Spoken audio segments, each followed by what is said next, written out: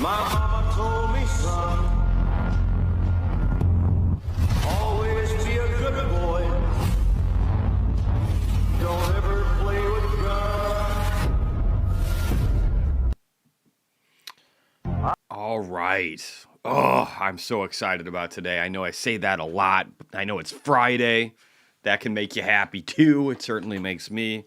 But man, I gotta say, I don't think market conditions could be lining up any better than what we're seeing right now. I'm incredibly stoked. We've got a lot to cover today, guys. We got the New World Order by Ray Dalio. It's changing. It's becoming different.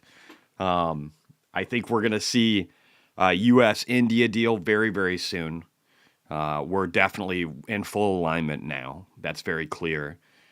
We've got China removing tariffs on goods to the United States to dial back some of their threats and try and get to the negotiating table. They're saying they're not talking to Trump. Trump's saying he's talking to them. I believe Trump.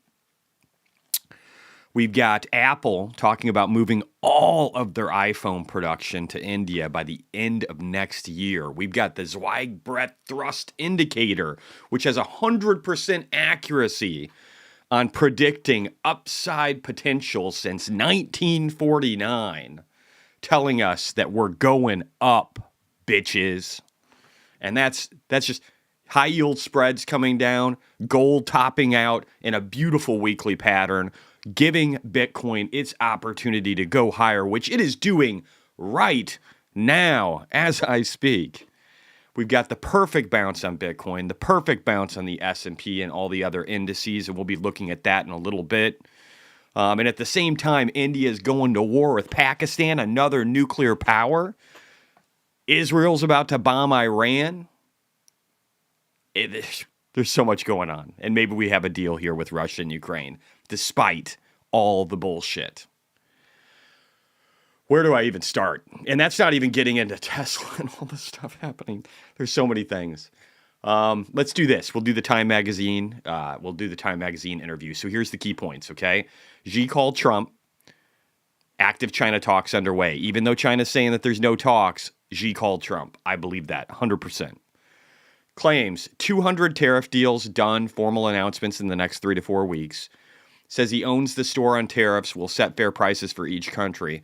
Says keeping 20 to 50% plus tariffs 1 year from now would be a total victory. To be clear, I actually think that's a threat. I think that's a tactic to weaponize tariffs in order to be able to ensure that countries come to the table. If they don't come to the table, great. You get a bunch of money from tariff revenue, which is going up. We'll look at that later too. Record levels of tariff revenue and probably only going to climb.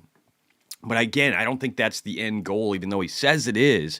It's not what he wants. What he wants is reduced trade barriers across the board. And this is a great way to get people to come to the table. He said tariff strategy is aimed at bringing manufacturing back to the USA. I have no doubt that that is right at the top of the list.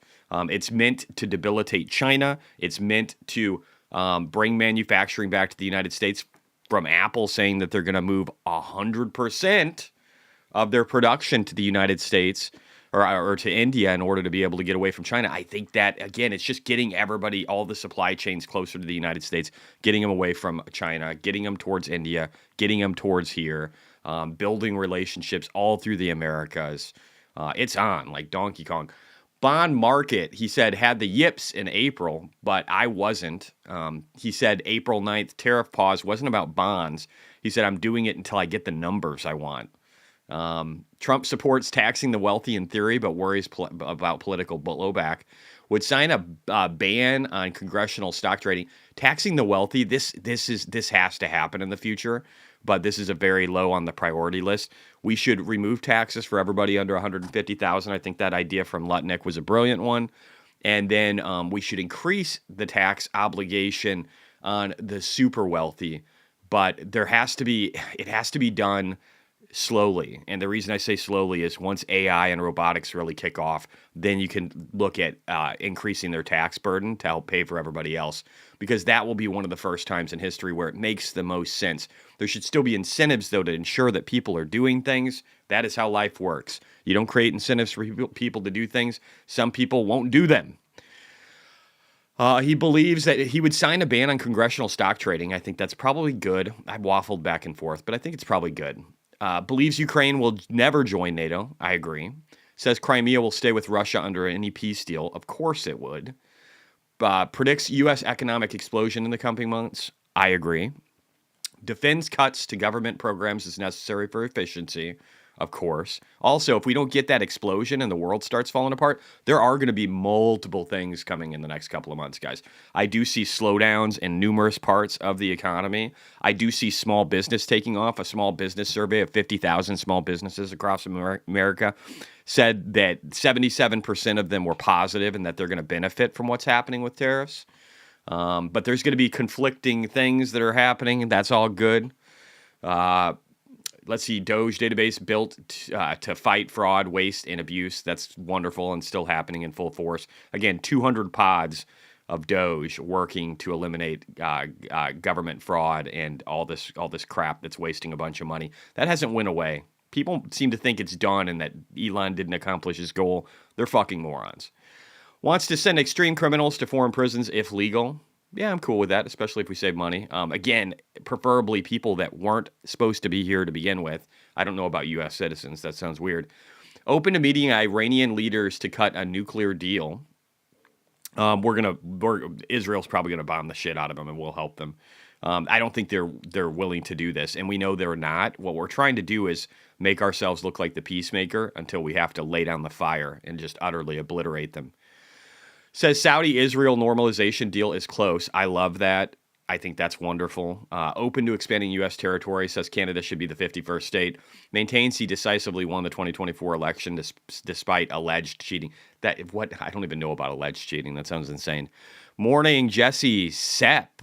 XXI. Are you buying? James from Invest Answers just snags him. I'm probably not.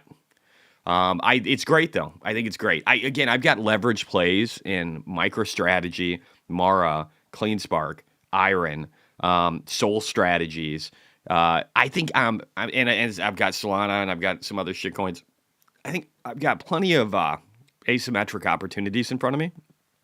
In fact, if I add them all up, it tells me that best case scenario, I'm getting to 25 million just with the Bitcoin proxies. So I'm good. I'm probably not going to. I don't need another thing to learn. And again, I don't doubt that they're going to do well. We'll talk about all of that. I do think it's an amazing thing that these companies are entering the market. And Jack Mallers is like, I love the guy. I think he's wonderful. So we'll talk about all that for sure. All right, real quickly, let's get over this part. Let's go back. Oh, not there. Let's go here. There's a lot to cover today, guys. Let's look at the economic calendar. Let's do that real quick. I'm going to refresh over here. There's just so much to cover. By the way, the pattern you're seeing in the bottom right corner, guys, with Bitcoin is incredibly bullish. This is what you want to see when you have a big wall in front of you. This is exactly what you want to fucking see. This is the stair step higher to a blowout. Can we get to 97 today? Sure, why not? Can we get to 100 today? Sure, why not? Probably by Monday at the latest. All right, so let's look in here real quick. So today, U.S., Michigan consumer data, inflation expectations, all good stuff. That happens at 9. I'll try and stick around at 9 if I can. Worst case, we can, I'll post about it later. I do think that, I do think this could be better than expected. As far as rate cuts, I haven't actually looked in a while. Let's look over here at the CME Fed Watch tool and see what they have. Is it 10%? Is it less? 6.8% for a May cut. June is at what? And that might be okay. I'm actually starting to think that might be okay. So a rate cut, 60% chance in June on the 18th. That's actually not that far off. That's like 6.5 weeks. So I don't know. That might be all right. Let me look at chat real quick, get caught up with you guys. Morning, Jesse. Morning. I know I started a half an hour early. Stefan said, I have some dry powder left. Would you still buy? If so, what would you buy? I don't know what your portfolio is, so that's like an impossible question to answer. I do think that Bitcoin is getting ready to break out still. And I think that the miners, especially like Mara and CleanSpark, are undervalued in good opportunities. Mara did have the options, though. The ones I own jumped like 50, 60% in a period of 48 hours. So they went up a lot. So, but I think Tesla's a really great opportunity. TSLL is getting ready to explode. I'm still liking my SMCI play up about 9% in the last 24 hours. Nice leverage play on that one. Everything that's been beaten down really hard is going to go up. Fundstrat has a nice little chart talking about how it's got a bunch of companies on there, but like notably Tesla, MicroStrategy, SMCI, and then a bunch of others are on there. So I'm feeling pretty good about what I own. Real quick, we're going to go through the tariff stuff. Let me get through chat a little bit more, though. Good morning, Jesse. DC 2023. What's up, bud? Would you sell TSLL here and back? No fucking intent to do that whatsoever. We have about 100+% just to get to the previous all-time high. I think Robotaxi is going to go swimmingly. I think if nothing else, there's going to be a lot more up days than down in the near future. We got Tesla news we need to talk about too. The government agencies are basically opening up. And then Norway, it's funny because Trump met with Norway yesterday. They've given the okay and green light for FSD for Tesla. It's kind of funny that Trump met with them and now they did that. Wonder how that works. Anyway, I love it, and there's a lot of revenue. You got to think we're going to have China full self-driving revenues coming in next quarter. We're going to have Europe coming online. I mean, Norway's starting it right now, and then comes Europe, and then just all the fact that the regulations and things in the United States are opening up to make it easier for full self-driving to be able to just swarm all around the country. I think it would be a very Jeremy-ish thing to make that kind of bad decision and sell out of your Tesla. So I would not do that, my friend. I would not do that. Just like Matthew Purdy, I'd hold like your life depends on it. Yes, sir. We've only seen retail roll in. Institutional usually takes a bit longer. There's going to be so much money flowing in once they realize it's real. Let's see. Main stage news. Morning, everyone. Morning. A bunch of people saying good morning. Hope you're doing well. I am. Thank you. RS. Morning, Jesse. All right, we already covered that one.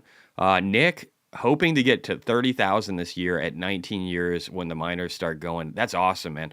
You know what, man? Start earlier in your life. The earlier you realize that money can grow your wealth exponentially if you don't spend it all on frivolous crap, the better off you will be. I'm very proud of you, my friend. Good job. Mucho Shekels. Jack Mahler's torched Brian Armstrong. Did he? I might not have heard that part. I love Jack, though. I love him very much. Or just you mean like what he's doing? Yeah. Here's the thing: Brian Armstrong and Coinbase, they own so much Bitcoin. I think they had over 400,000 or something. Like they had a huge number of Bitcoin in custody, and that's just dwindled because they had just bought a bunch of shit coins and stuff with it. It's just retarded. Anyway, tariffs. Let's get to it. Good morning, 4:40 a.m. in Cali. Yeah, wow. I'm starting early for you guys. Sorry, bro. All right, tariffs. So that whole threat, we covered this a second ago, but the whole, like, it's a victory if the U.S. has 50% tariffs a year from now, that's meant to be a threat to push negotiations along. I really do believe that. And again, increased tariff revenue is not bad. We'll talk about that in a second, too. Isn't this funny, though? China says they're not talking to us, and that Xi is not talking to us, and that the U.S. shouldn't pretend like they're having conversations they're not having. But despite that, China is dropping extra tariffs on U.S. goods like medical, methane, I'm assuming, and plane leases. Semis could see relief too. Isn't it funny? That they're backtracking? So don't listen to what they say. Listen to what they're doing. And that's what matters here, guys. Real quickly, let's see. Charlie Kirk, new director of Economic Council, Kevin Hassett, says that the Trump administration has received 2 new written requests. Yeah, let's listen to this. It's only a minute. I like Kevin Hassett. He's a good dude. And as you've actually, I have an update, which is today. We've just got 2 more actually written requests for a trade deal with our trading partners that are way better for American workers. Wow. So we're up to 20 written requests and I think 36 negotiations. And the U.S. Trade Representative Jameson Greer is meeting with 14 trade ministers between now and tomorrow. We've got all the power, guys. I'm sorry, we do. I hope you guys realize that. Also, tariff revenue. We talked about that a little bit. Ernie, I should give Ernie a follow. I like it when people make my day easier. Now we're beginning to see some real tariff relief or revenue. Monday's custom duty deposit to Treasury from CBP was 11.7 billion, almost 7 billion higher than the April 2024 deposit. Suggests that tariffs were biting in April in a way they weren't in February and March. So if you look here, our tariff revenues as a country are exploding. They're exploding. And that will continue to happen as we negotiate these trade deals down. Again, we're still not getting rid of the 10% for most of these places. And everybody's going to want to do business with us, especially after we solidify a deal with my man Modi. We got to talk about Modi because, again, they're going to war with Pakistan. That could be interesting. By the way, Bitcoin, after the Russian invasion, 6 months later, performed exponentially well, much better than gold. So even if things do get weird, that's going to be an opportunity for us to make a shit ton of money. In fact, if things get weird, I think we're going to make more money. If things don't get weird, I think we're going to make a ton of money. So and that involves everything, whether it's the economy, whether it's war, it doesn't matter. That's the beauty of Bitcoin at this time in this space. This says Trump officials are telling Wall Street that a trade agreement with India is nearing completion in principle. That sounds like a good deal. Amit, my boy Amit, I had him muted for a long time. I was wondering why he was so quiet. Evidently, he's up to 180,000 followers now. Congrats, Amit. I don't know why I muted him. Trump just now, there was a meeting with China this morning. S&P, that's not actually true. That was probably from the Time article. I don't know. That might have been from yesterday. There could have been. It could be true. I take that back. Ray Wang says, China halts 125% tariffs on semiconductor from the United States. According to the Customs Declaration System single window on April 24th, 2025, the declared tax calculation shows that Customs will cease the additional 125% on integrated circuits under HS Code 8542 originating from the United States. For other goods, the additional 125% tariff will still temporarily follow the stipulations and tax. So it looks like, again, they're walking things back, even though they're saying that they're not talking to us. Very interesting. Again, they're getting butchered. I'll talk more about that. They're getting butchered by what's going on right now. They're getting devastated. As Bitcoin climbs to 95,350. All right, so breaking Treasury Secretary Scott Bessent said tariff deals are moving faster than he thought. Let's just listen here. This is yesterday. If you guys don't actually listen to Trump and his team and watch videos, then just listen to me so you know the truth. There's so many people who do not know what the fuck is actually going on, and they just take one-liner headlines and run with it and say that that's, and then build their thesis off of it. If you're going to be one of those people, you're going to lose so much fucking money in your life, so much missed opportunity. Make sure that you follow at least people that listen to everything people say, and then, you know, can unbiasedly review it. I do have a bias, or at least I should say, or somebody that will at least tell you what their bias is. My bias is that we're at a golden age, and that Trump is a good person, and that he's doing the right things for America, and that things could be hard over the short term, but we're doing all the right stuff, all the deregulation. We got a lot to talk about there. So I do have some biases. They're positive biases, and history tells me that that's probably the bias that you want to have. But let's listen here real quick. We had a very successful bilateral meeting with the Republic of South Korea today. We may be moving faster than I thought, and we will be talking technical terms as early as next week as we reach an agreement on understanding as soon as next week. So South Koreans came early, they came with their A game, and we will see if they follow through on that. Remember, South Korea originally was injecting a bunch of money into their economy to help. And then there was the talk, which was false from the Chinese propaganda side of things, trying to make it sound like South Korea, Japan, and other countries were working together with China, and they were going to thwart the United States. And then South Korea, Japan, and I think maybe it was just those two, responded immediately and said, hey, that's a false report. It's bullshit. Ignore it. And then South Korea later on, the prime minister said, hey, we owe a lot to America. They were there for us, you know, during the Korean War, and they've been there for us, and we're going to work hard to negotiate with them and find a fair deal. And again, they brought their A game. Things are moving quicker than they originally anticipated. That none of this is bad. Air India in talks with Boeing to acquire the 10 planes China rejected. Dude, India has chosen their player number one, and it is the United States of America. I hope you guys realize that. Treasury Secretary Scott Bessent, glad to hold broad and deep conversations with Minister on how the United States and Turkey can increase economic engagement along with working together further with POTUS priorities in the Middle East, as well in the context of Russia and Ukraine. Isn't it amazing that Turkey's trying to get in line here and have conversations with us? I feel like that's a positive. Amit said Fox News. Yeah, we got more from Amit here now that I know he exists. Fox News saying their White House sources implying that India deal is coming very soon. Market loves it. S&P getting back a chunk of gains that they gave up yesterday from the highs. I've been doing great for days, so I don't know what they gave back. But Fox is saying India can serve as a framework for South Korea, Japan, Australia, and more countries. I think South Korea will already be in there. So lots of deals. I agree with that, Amit. Definitely, dude. Zero Hedge. Levitt, Vance announcement on outline with India is a big deal. I agree with that. Thomas said this is a positive. Says people, this is from Charlie Gasparino, who's very liberal. He said people inside the Trump White House are alerting Wall Street. At least I think he is. I don't remember. He seems like it to me. Street execs, they're nearing an agreement in principle with the trade. So everything's looking positive, guys. China looks like they're actually talking to us, even though they're saying they're not. India looks like they're finalizing a deal. South Korea, we could have at least the foundation of the starting of the deal next week. Trump admin weighing exemptions for Chinese auto parts. I don't know if that's true. I've heard conflicting reports, so we might have to ignore that for now. Korea Customs Service has found millions of U.S. dollars worth of Chinese exports that were disguised as Korean products to dodge U.S. tariffs. These countries are locking shit down, and it's hurting. It's biting China. That's why we saw those tariff revenues increase so much. U.S. to hold tariff talks on May 1st with Japan. I'm sure they're going to bring their A game too, even though there's been some rhetoric internally with some of their negotiators that have not been very happy with Trump or the United States using terms like extortion, which I think is bullshit. Evidently, they forgot the fact that we literally built their economy after we nuked them. Kind of a dick move to nuke them, but, they invaded us first, so whatever. I mean, shit happens. It's a long time ago.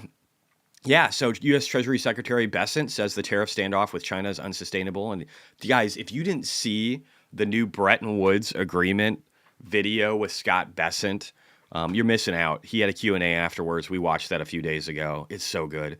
And then this is piddly and compared to a lot of numbers nowadays. But Japanese automaker Toyota announces $88 million U.S. investment to boost hybrid vehicle output amid tariff war. This was such a great speech in India. Take some time, guys, and watch priorities.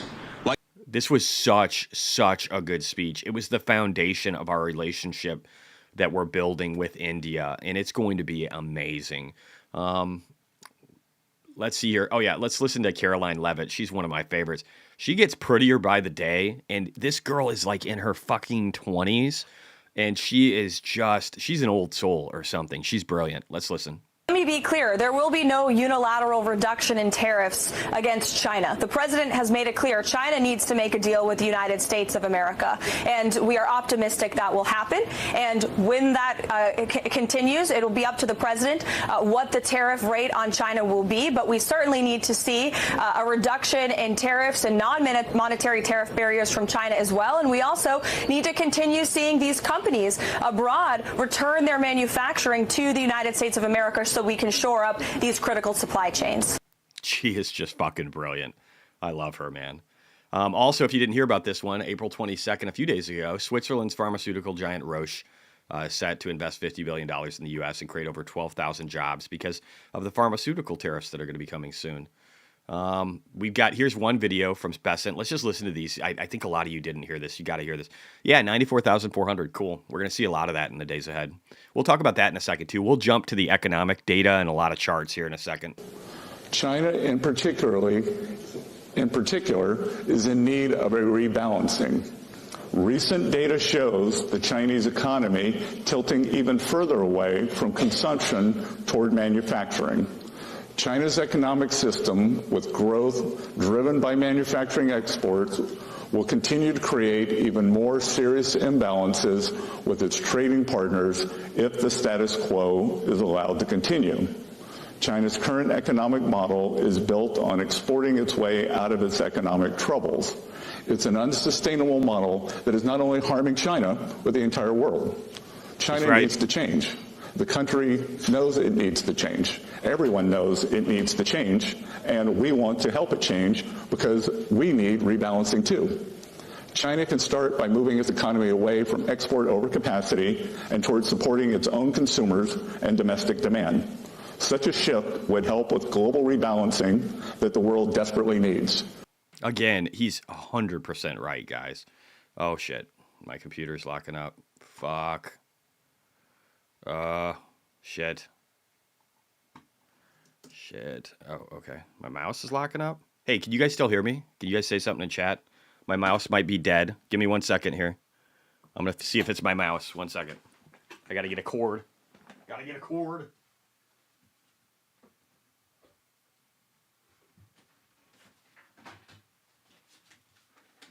Give me 1 second. 1 second. Inopportune timing. I think my mouse just died on me. It's wireless. It lasts for like months at a time. But it just went down. So I got to like plug it in, I think. All right. Let me see here. Oh, yeah, we're back. We're back. 1 second. 1 second. I had to grab a huge brick power supply thing to get it working. I thought I froze. I was like, fuck. All right. So that was amazing. China in particular. Let me kill that real quick. That was amazing. Again, just wonderful. Here's Roche. Here's this facility that's going to do pharmaceuticals in the United States. I want to see if there's some more videos. There's a bunch more. There's a bunch more. You need to watch the whole thing, guys. You need to watch the whole thing. Let's go to U.S. economy. We got to talk about Bitcoin. We got to talk about Tesla. There's so much good stuff today. It's going to be very important. Let me just redo. We're up to getting close to 94.5, guys. We're probably going to 100, maybe today. So get ready for that if your brain can handle it. James E. Thorne, my favorite Canadian economist. There's actually a video with him. I thought it was great. Morning, Klebman from Sweden. How you doing, brother? BTC's up, mouse is down. You're right, Mike. But we're back up too. The global economy is slowing down, and it's a show me market right now. Google just demonstrated that the shift from the analog to the digital world remains a long-term secular trend. I agree, 100%. It definitely it's not slowing down, and that's good for Tesla and a lot of companies. As global growth decelerates in a reflationary environment, risk assets that stand to benefit should outperform. Bitcoin's going to really do well. Does no one pay attention to the data? The evidence points to Bitcoin, yes, and the NASDAQ 100. Of course, it could be different this time, but I'm not counting on it. So I agree with that. I hadn't actually even read this yet. I read the top part, and I was like, yep, okay, he's got it. So I'm glad we're 100% in agreement, James. Someday I got to meet you, man. I really like you already. I seem to have this thing for Canadians. I don't know. Zero Hedge, ECB's Holtzman, so this is the European Central Bank, says tariff net impact so far is rather disinflationary. That is true. That is true around the world for sure, because we're just bringing them down with us, right? We're forcing it. But there will be things in the United States that are inflationary over the short term. It's just the way it is.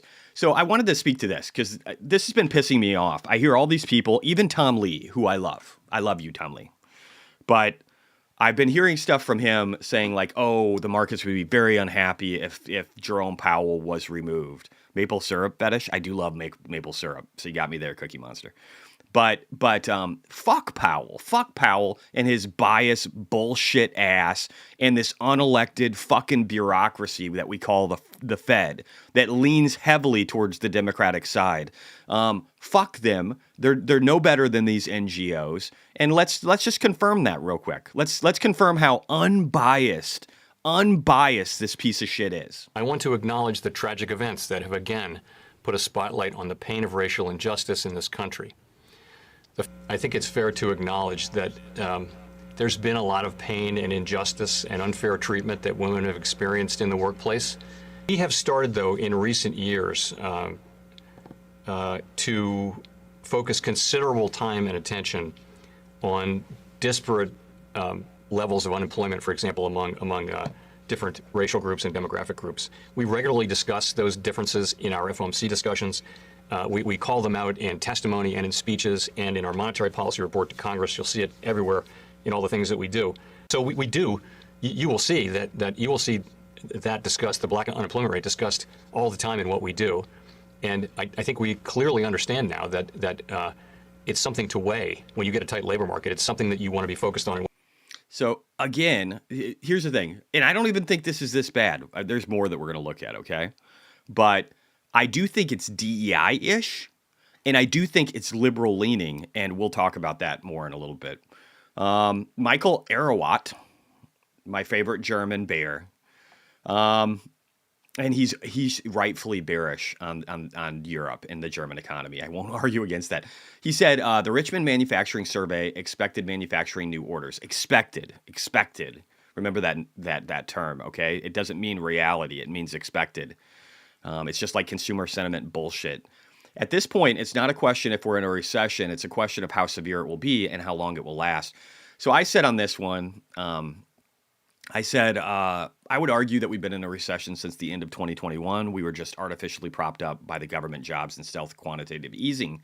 And if we look over here, we're actually looking at Richmond Manufacturing Survey expected new orders at the worst levels we've ever seen, going all the way back to the 90s. So we're 30 years of data almost here, guys.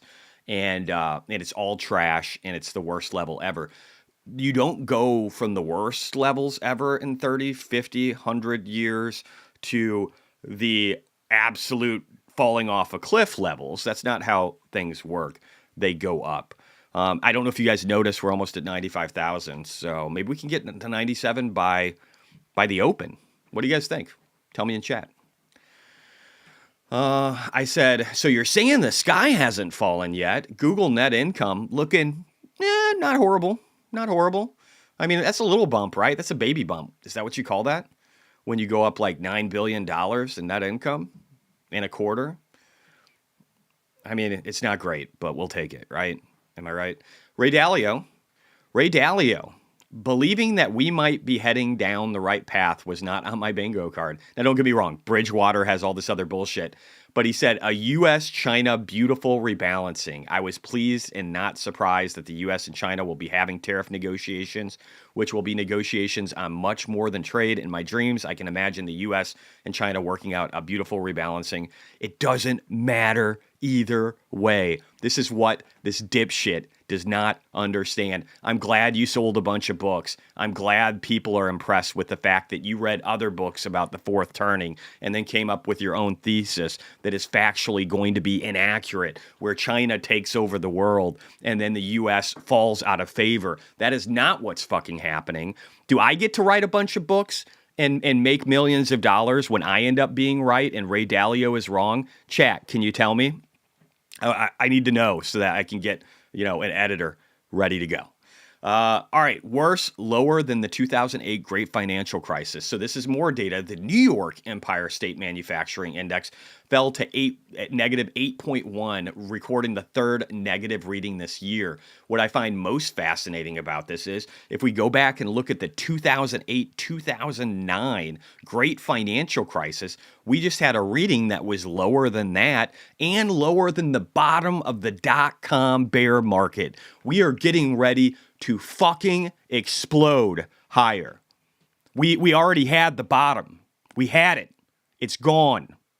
If you're waiting for the bottom, you missed out. Say goodbye.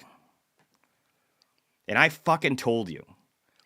Secretary Doug Burgum, by reducing a multi-year permitting process down to just 28 days, the Interior is cutting through unnecessary red tape to fast-track development of American energy and critical minerals essential to our economy, military readiness, and global competitiveness. We took stuff that was taking years. You know how everybody's like, guys, you can't just spin up stuff. It takes years to spin up stuff. Ugh.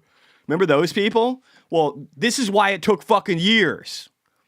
And now it's taken less than a month. Maybe there's signal there. Just saying. All right, Livongo just watched Mr. Reagan saying AOC is an actress put there by Seneca Uyghur, the Young Turks anchorman. AOC is an idiot. I hope she runs. I hope she runs for president. I hope her and Bernie do. I think that would just be fucking hilarious. They can roll around in their private jet talking about how they're going to save the world and the ecology. It's going to be wonderful. You call TSL low and MSTX low. Incredible job. Thank you, BGZ. I work hard to try and do that. Not always perfect, but I try to be. Treasury Secretary, you know what? Fuck it. Let's just watch it. Look, the sine qua non for economic growth is energy abundance, and we need to drive the right combination. Oh, wait, so he's saying that energy abundance is key to us being successful in the future, and we just found out that we're removing multi-year permitting processes and making them almost instant. Maybe that's good. The crawl, walk, run for these countries in charge. Sorry, John. In terms of sustainable production, but by sustainable I mean robust and baseload, not what I would call almost a luxury belief that we have in the West. Like they are worried about pumping water. They are worried about heating their homes, running their hospitals. And so he's not just talking about energy abundance for here.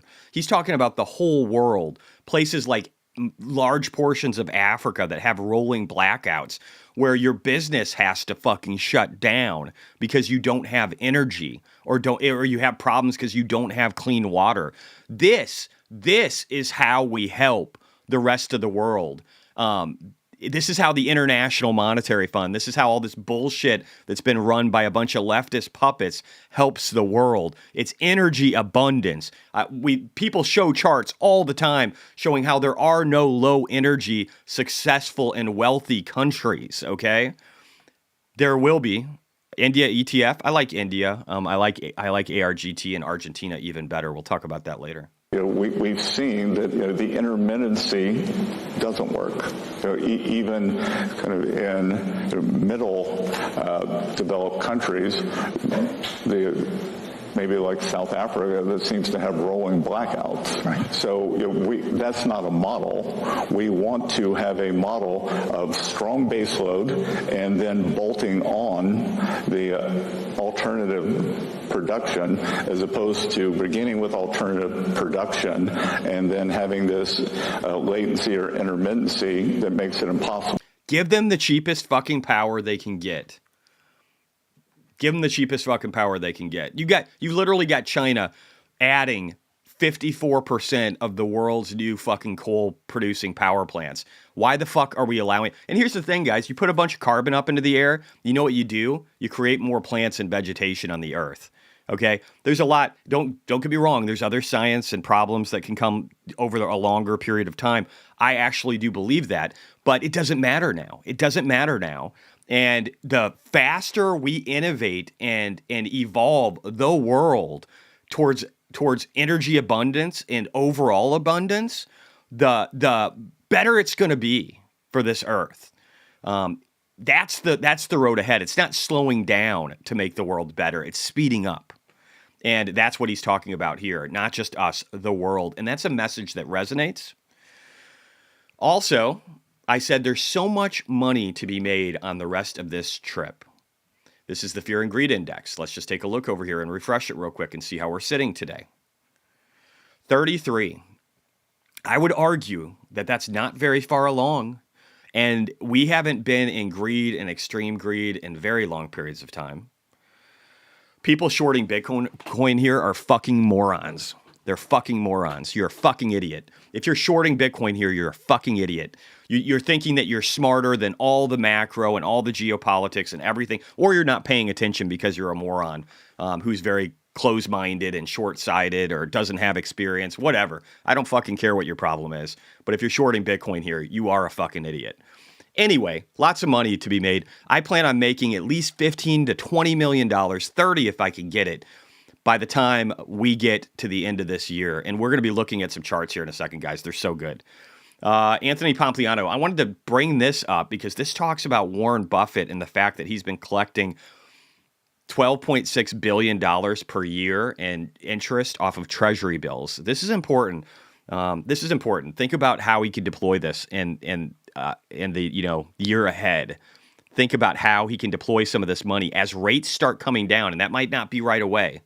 But as rates start to come down, think about how he can deploy this capital. Warren Buffett is the greatest investor of all time. He's the GOAT. The Oracle of Omaha has profits and cash flow dripping off of him wherever he goes. And now we're getting brand new data that proves once again Buffett is in a league of his own. According to Wasteland Capital on X, Buffett has $286 billion of U.S. treasuries. That $286 billion in treasuries means that Buffett's getting paid $12.6 billion in interest per year. 12 billion big ones every single year for simply holding U.S. treasuries. I told you Buffett is different. Now that is equivalent to Buffett being paid $80 per U.S. taxpayer per year. That's how much Just imagine that, guys. That's a hell of a dividend payment. money he's making by simply just sitting there holding U.S. treasuries. Now, of course, there's a big question. Are those treasuries actually delivering a real return or not? Now, getting paid $12.6 billion per year, that sounds pretty good. But there's one detail that Buffett obviously is paying attention to, and I think we all should as well. If you go back and you look over the last 5 years, Trueflation shows us that the US dollar has lost over 27% of its purchasing power. And so obviously, during 2021 and into 2022, interest rates were much lower. And so Buffett wasn't getting paid that $12.6 billion then. And so naturally, what Buffett's going to have to figure out here is, does he continue to hold on to these treasuries, or is he going to have to sell them and start going back into the market? A lot of that's going to depend on the interest rate. A lot of people, including myself, are calling for the Fed to start cutting interest rates. So Buffett's the GOAT. He's making $12.6 billion a year right now. And that's pretty incredible. It's very impressive. And I think he should get kudos for that. But my guess is he's not going to be holding $286 billion in treasuries a couple of years from now. Agreed. I think that's totally accurate. I think incinerated is worse than getting burnt. Incinerated means you're dust. Seth Golden is so freaking close. If the stochastic, so he's talking about the Zweig breadth thrust, which again we know that did well. Also, my buddy Bach, he was talking about how the Stoch RSI, Williams, and the TMO, all these things have also triggered towards the positive, along with again the yields, everything. We got another one here from Scott Bessent. We're just going to listen to it real quick. I have spent the bulk of my career from the outside looking in on financial policy circles. Now I am on the inside looking out. I am eager to work with each of you to restore order to the international system. To achieve this, however, we must first reconstruct the IMF and World Bank reconnect the IMF and the World Bank with their founding missions. The IMF and World Bank have enduring value, but mission creep has knocked these institutions off course. We must enact key reforms to ensure the Bretton Woods institutions are serving their stakeholders, not the other way around. We call that the Mar-a-Lago Accord. Just again, even Peru, rare signal, suggesting stocks may be near the low. They already were, but Peru's a little slow on some things. I'm just kidding.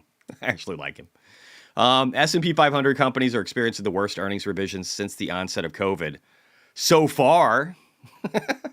But no, this is good though. This is good, right? You want the worst since COVID. This is what sends you higher. Guys, we're right about 95,000 on Bitcoin. Who's ready for $100,000 today? Is anybody in chat ready for 100K today? Anybody? Let me know. Get back to me. All right. 96 of stocks advancing Tuesday and twice within the prior 10 days. So we're like at 100% success rate. We're going up. Do you guys like 100% guarantee? Here's the thing. I'm a guy in his basement who dropped out of high school, but here's what I'll give you. I'll give you a 99.9999% fucking probability that we're going up a lot in the very near future. Okay? All right. So let's listen to how Papa Powell is a piece of shit. For every one Republican economist who works at the Federal Reserve, there are 10 Democrat economists. 10-to-1 ratio on Democrats versus Republicans. But again, this is an independent, unbiased organization that is unelected, and that's okay, right? For every $1 donated from Fed employees in the 2020 election, 97 cents went to Democratic candidates. I'm sorry. So 97% of the donations go to Democrats? And this is unbiased and perfectly independent and unelected and okay, right? Or causes.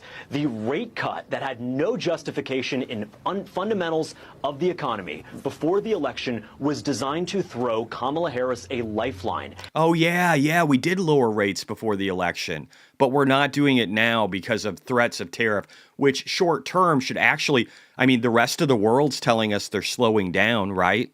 We're seeing it in China. We're hearing it in Europe. I can show you Germany, longest fucking route in history for Germany, 6 quarters of negative GDP. But we don't care about that reality because Trump tariffs and Trump chaotic, right? But we're unbiased, even though 97% donations towards Democrats, even though we're an unelected bureaucracy that definitely only leans one way. It would be crazy if that was just poofed away, right? If the Fed fucking went away. I think it's going to happen. I don't think it's going to happen right away, but I do think it's going to happen. Vasil, you help keep me on the market through this. Hey, man, I'm happy to hear that. If I helped you, keep your head above water, that's fucking kick ass. That's my goal. Now I'm dotting. BTC looking thick today. Mo. Yes, sir. 95K. Yes, Mike. Christopher, I have cash loaded up for the Friday afternoon sell-off. There's still a lot of stupid money afraid of weekend news. I don't think that's, I don't think so. Value Maxi, Amit is not interested in Bitcoin, right? Kind of weird, interesting for a young dude. He just doesn't get it. Jeremy was the same way. Evidently, Jeremy doesn't get Tesla anymore. At least Amit is smart enough. Here's where I'll give Amit a lot of credit. Amit saw Hood early. Actually, Arnie saw it before me or Amit. And then he presented it to both of us, and I jumped on it right away, and Amit came on too. And then he worked with Vlad Tenev and these guys. Brilliant. Amit is really, really great at doing what he's doing.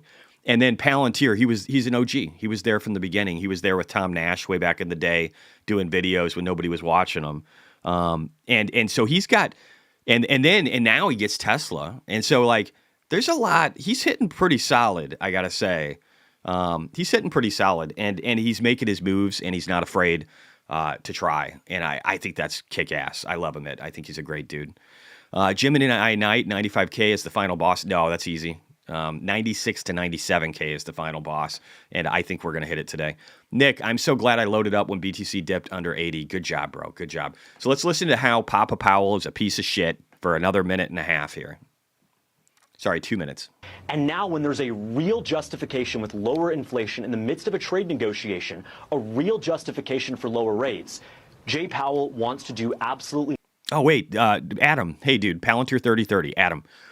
He said Amit has had has a Hood proxy. That's true. That's a good point. Even though I think Hood is pretty played out from the proxy standpoint. I mean, it did go up like the same as Palantir, like 1,600 fucking %. I do think it could double and go a little bit higher, but I think that one's played out.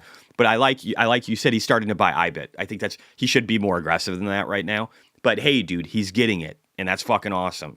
I think Amit is smart enough where he can be wrong about something for a while, and then he starts getting into it, and I think that's great. Manuel K, what about Hood? Good time to exit before? I don't know. I like Hood, and I think Hood's going to do well. I think Hood can double. It's just not enough for me, right? I'm looking for 10, 20, 30, 40x. I'm not looking for a double. I'm not looking for maybe even 200%. I want a lot more. I'm a greedy fucker.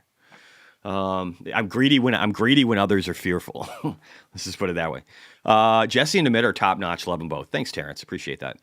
Nick, I totally get taking some profits, but 100% out of Tesla before rates come down. Robotaxi and Optimus seems like there will be some regret. I think it's political, Nick. In regard to Jeremy, I think it's political.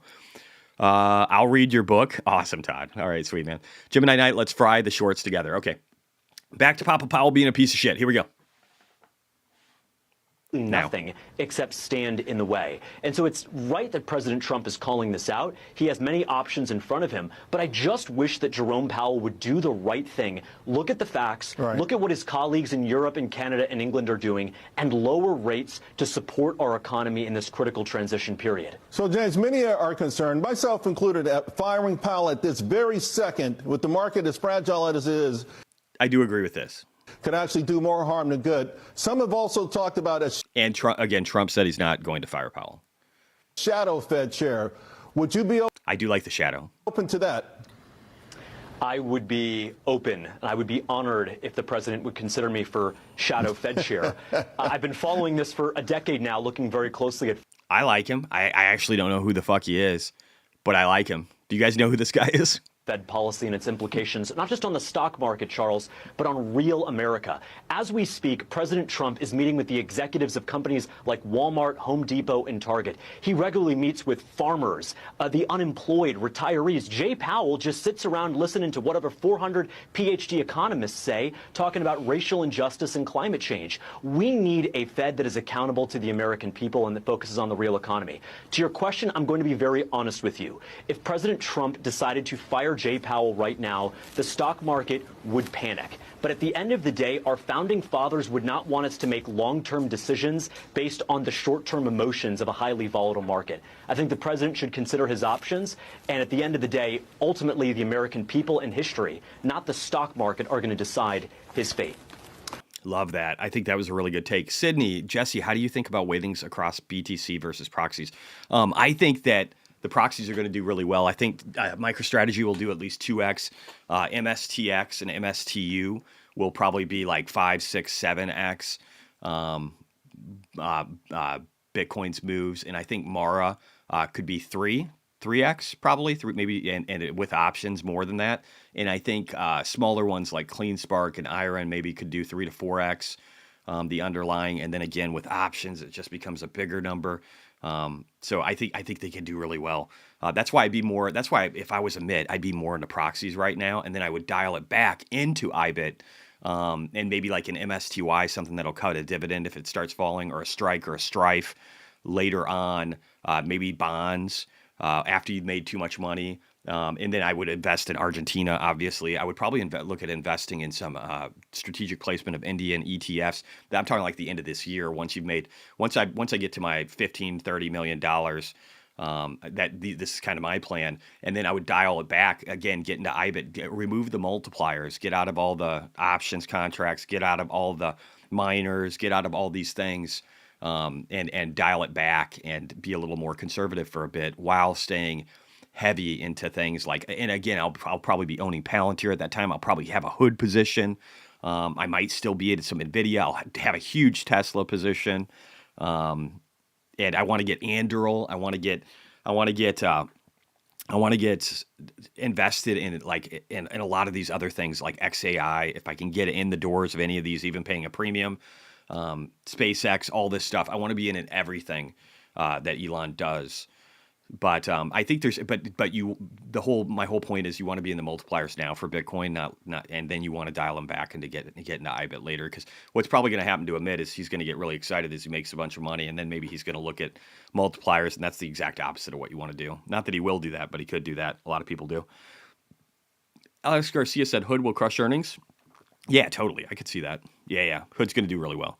I wouldn't fade Palantir here. I wouldn't fade Hood. I wouldn't fade SoFi. I wouldn't fade a lot of things. The chip sector, like SMCI and NVIDIA. I don't know. I wouldn't fade any. This isn't the market where you fade shit. No. You want to hold on to things as long as you can. Gemini Knight, do these inflation expectations matter? No. Manuel K, so you mean will be bad? I'm not sure what that was in regard to. Tippy 2000, wouldn't the fringe or firing of Powell be bullish as Trump would? No, first off, I don't think, no, it's not happening anyway. I don't think logistically he could fire Powell right now. I think if he's got enough administrative and political clout later on, he can maybe abolish the Fed at some point, along with, again, removing taxes for people under $150,000. There's a lot of things that we're going to be able to do later But right now, no, it's just not. It's not politically viable, and it's not going to happen. So I don't even focus on it. LW Crypto, buy beachfront in El Salvador. Not a bad idea. Alex Garcia, yes, those Bitcoin buys around 75,000 are feeling good now. Yes, sir, they do. Yes, sir, they do. And again, I called this before, but gold topped. It's actually just a hair higher than this today, but not much. This is going to be a beautiful weekly candle right here, guys. This is exactly what you want to see on a topping pattern. It's gorgeous. It's gorgeous, gorgeous, gorgeous. Let's look at that. It's like a bullish hammer in reverse. It's exactly what you want to see. If you saw this, let's put it this way. Let's invert this. This is the way I like to do things, just to give you a different perspective. If you saw this kind of pop on your favorite stock, let's say this was Tesla, and you saw a weekly candle that closed like that, you'd probably be feeling pretty good. It's just the start. But this is kind of like a blow off top that you saw on Palantir, and I was completely wrong on the timing, but again, you can kind of see where Palantir slowed down, at least for a while. I don't know. I thought it was going to have chop down over here. I don't think that's going to happen. I think it's just going to keep going up. I think the parabola continues. I don't think we're done yet. There's too much that Palantir is doing with government efficiency. And then just contracts getting signed across commercial and governmental. And then again, from a military aspect, I don't know. I think it just keeps going up. But again, don't fade shit in this market. It's dangerous. It's dangerous. If you're short right now, get the fuck out. Get the fuck out. All right, let's real quickly. I want to refresh this. There's a few other things. Oh, no. Let me go back here. Let me go here. So again, hovering around that 95,000 mark. I love that. Let me see. I'm going to go to, predictions. I think that's what I'm looking at, maybe. And then we got to get to Tesla and Bitcoin too. So my target, I've said this before, but my target is 7,000 plus by the end of this year on the S&P. I think I have the highest target of any analyst out there. I don't think anybody's this bullish, but I am. Here also too. So here's what I showed you last time, right? So on April 13th, 12 days ago, I said, over the last 17 years, when the S&P has fallen under the neckline, yellow, and printed a strong weekly candle, it's always led to the continuation to new all-time highs. So, and this was a strong weekly candle. And here's what I have for this week. So for this week, what I wanted to show you is I said the S&P is sitting on the highest volume weekly candle since 2016.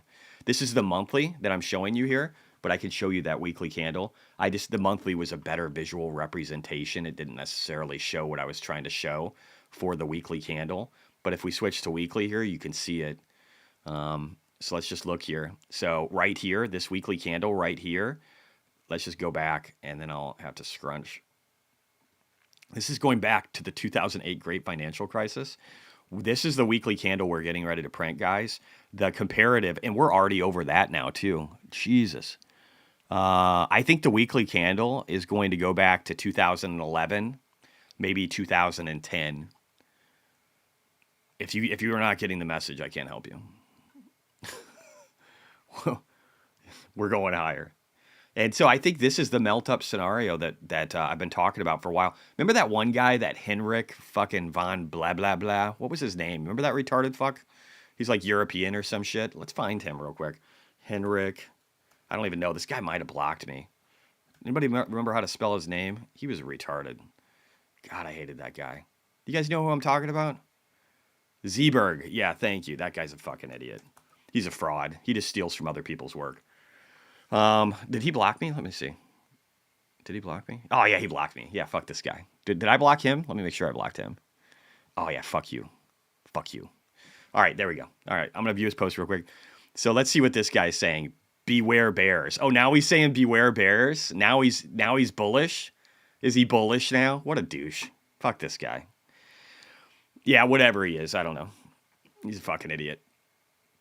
He's an idiot. And I've listened to him talk. I've listened to him. So at first I was like, oh, hey, this guy's talking about the melt up. Like, he's right. And then I listened to him have a bunch of conversations, and I realized that what he said was super hollow and worthless. And I hate people like that. I hate people who don't have their own fucking thoughts, but have big ass mouths. It disgusts me. It disgusts me utterly. Throughout my life in corporate America, there's nothing I hated more than listening to people who didn't know what the fuck they were talking about with such ferocity and strength and conviction stand up there and be like, guys, I'm so right. And you knew they were wrong. You knew they were wrong. You gave people data, but they had such swagger that they got their way, and everybody's like, oh my God, they're so brilliant. And then they were fucking wrong. And then people are like, oh, how did that happen? How did that happen? It's just like, I can't handle that shit. I can't fucking handle it. Can't handle it. Real quickly, let's set up Trump. We'll move on here. We already did the key takeaways. I said Minnesota is so fucked. We're going to roll through this quick, and then we're going to go to Bitcoin, and then we're going to go to Tesla because I missed that the other day, and we got to get it done. So this is talking about Minnesota, a state that is not far from me because I live in the Midwest. Talking about Minnesota's will be giving illegal aliens $7,000 per person in benefits paid for by the taxpayers. Wow. Would make Minnesota a magnet for more illegal immigrants. If I went to Russia, would I be expecting to get the sorts of benefits that Minnesota taxpayers are giving to people who are here illegally? Illegal immigrants in Minnesota in 2025 will be given $7,000. Again, he's right. It's a magnet. It's a magnet. It's absolute absurdity.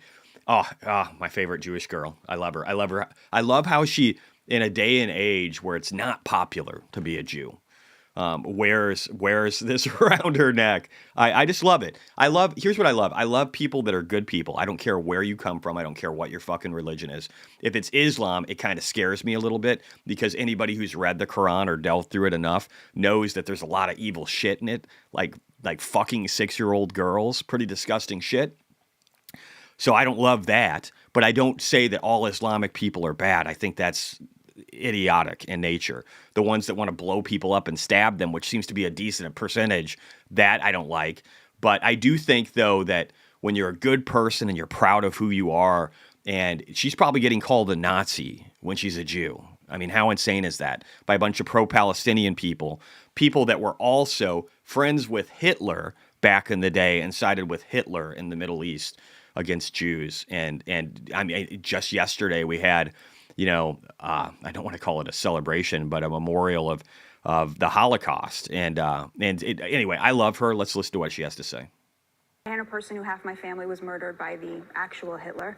In addition to it being deeply offensive to Jews, to call Trump Hitler is to call over 80 million Americans, 35% of Jewish Americans, 56% of Hispanic men, and the majority of Americans who make under $100,000 a year, Nazis, because those are the people who gave Donald Trump his victory.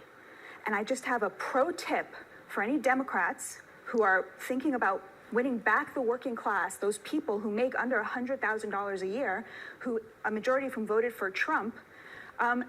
You should have a visceral disgust for someone like Larry David, who's worth $400 million, sitting there and sneering and smearing the hardest working Americans for refusing to co-sign their own disinheritance. That's effectively what they are doing when these millionaires come out here and call Trump Hitler. They are calling working class Americans Nazis because they chose the person they thought would give their children back the future they were promised by this country. And it just has to stop. Fuck yeah. I love her so much. Batya, she's great. If you don't follow her, you should. And this was fun. So Rothman said, Feds, question, where is Patriot Front? Remember, this was supposed to be the far-right group that has disappeared. Elon Musk put Doge cut their funding. I love it. We've got Nick Sorter. Just in, Agriculture Secretary Brooke Rollins has officially banned illegal aliens from receiving SNAP and food stamp benefits. So again, we've changed the app and said, here's how you GTFO. And we will help you GTFO, and we'll give you a plane flight. We'll make it easy for you. We'll do it right, and then we'll give you an opportunity to come back to America if you want to later, if you get the fuck out now. And now we're taking away their benefits so that they have an incentive to get the fuck out. You show me the incentive, I'll show you the outcome. They will be getting the fuck out. MAGA voice, this warms my heart. This Judge Juan Cano and his wife are getting arrested after harboring an illegal Tren de Aragua gang member. Cash Patel and Dan Bongino are doing their job, man. Look at this guy. He looks happy. Good luck. All right. Oh, hey, we get some more stuff here, guys. Let's see whether or not illegal aliens who entered the country illegally should receive due process or just be deported the fuck out. Let's listen to this from a few different people. If you're a criminal, you'll be deported. If you plan to enter the U.S. illegally, your chances of getting caught and sent back just went up. Huh. Are you giving them due process? Are you giving them due process? The actions I'm taking are not only lawful, they're the kinds of actions taken by every single Republican president and every single Democratic president for the past half century. And so let's just look up here, okay? Barack Obama, 75% of illegals deported received no due process. Bill Clinton, 90% of illegals deported received no due process. Now, all of a sudden, we have to fucking do this so that we can interfere in Trump's agenda of removing the illegal people that aren't supposed to fucking be here to begin with. That Democrats brought here. But we're the bad guys. Fuck you. Fuck you and your hypocrisy. All right, we already looked at that one. Well, we did a bunch of these. We're good. Oh, hey, I do want to say this. Bukele's right from El Salvador. The United States is facing a judicial coup. Here's the thing, though. A bunch of people, including my father and others, are pretty dismayed by what's happening. Don't worry about it. We've got solutions. We're working on it. We're going to create tribunals and other things that eliminate individual judges from being able to have the jurisdiction to decide things that aren't happening in their own zones. And we're gonna make it a lot better. Trust me. The people are working on it. Very smart, hardworking people are working on it. Yeah. Okay. That's enough on the Trump side. I don't want to go too far down that rabbit hole. So let's get over to Bitcoins. Oh, you know what? I'm going to go to geopolitics real quick just because of everything happening between India and Pakistan. So you guys might have heard, I posted a little bit. Nobody ever likes these things because I think people don't want to see it. But there was a terrorist attack in Kashmir in India. They killed, I think, 27 Indian Hindu tourists. These Islamic terrorists, it's funny how it's always Islamic terrorists. Like 95% of the terrorism is Islamic. It's funny how that works. But they went in and they asked people if they were Islamic or Hindu. If they were Hindu, they put a bullet in them. And one of the people that had that done, Modi's way of paying them back is blowing up their fucking house.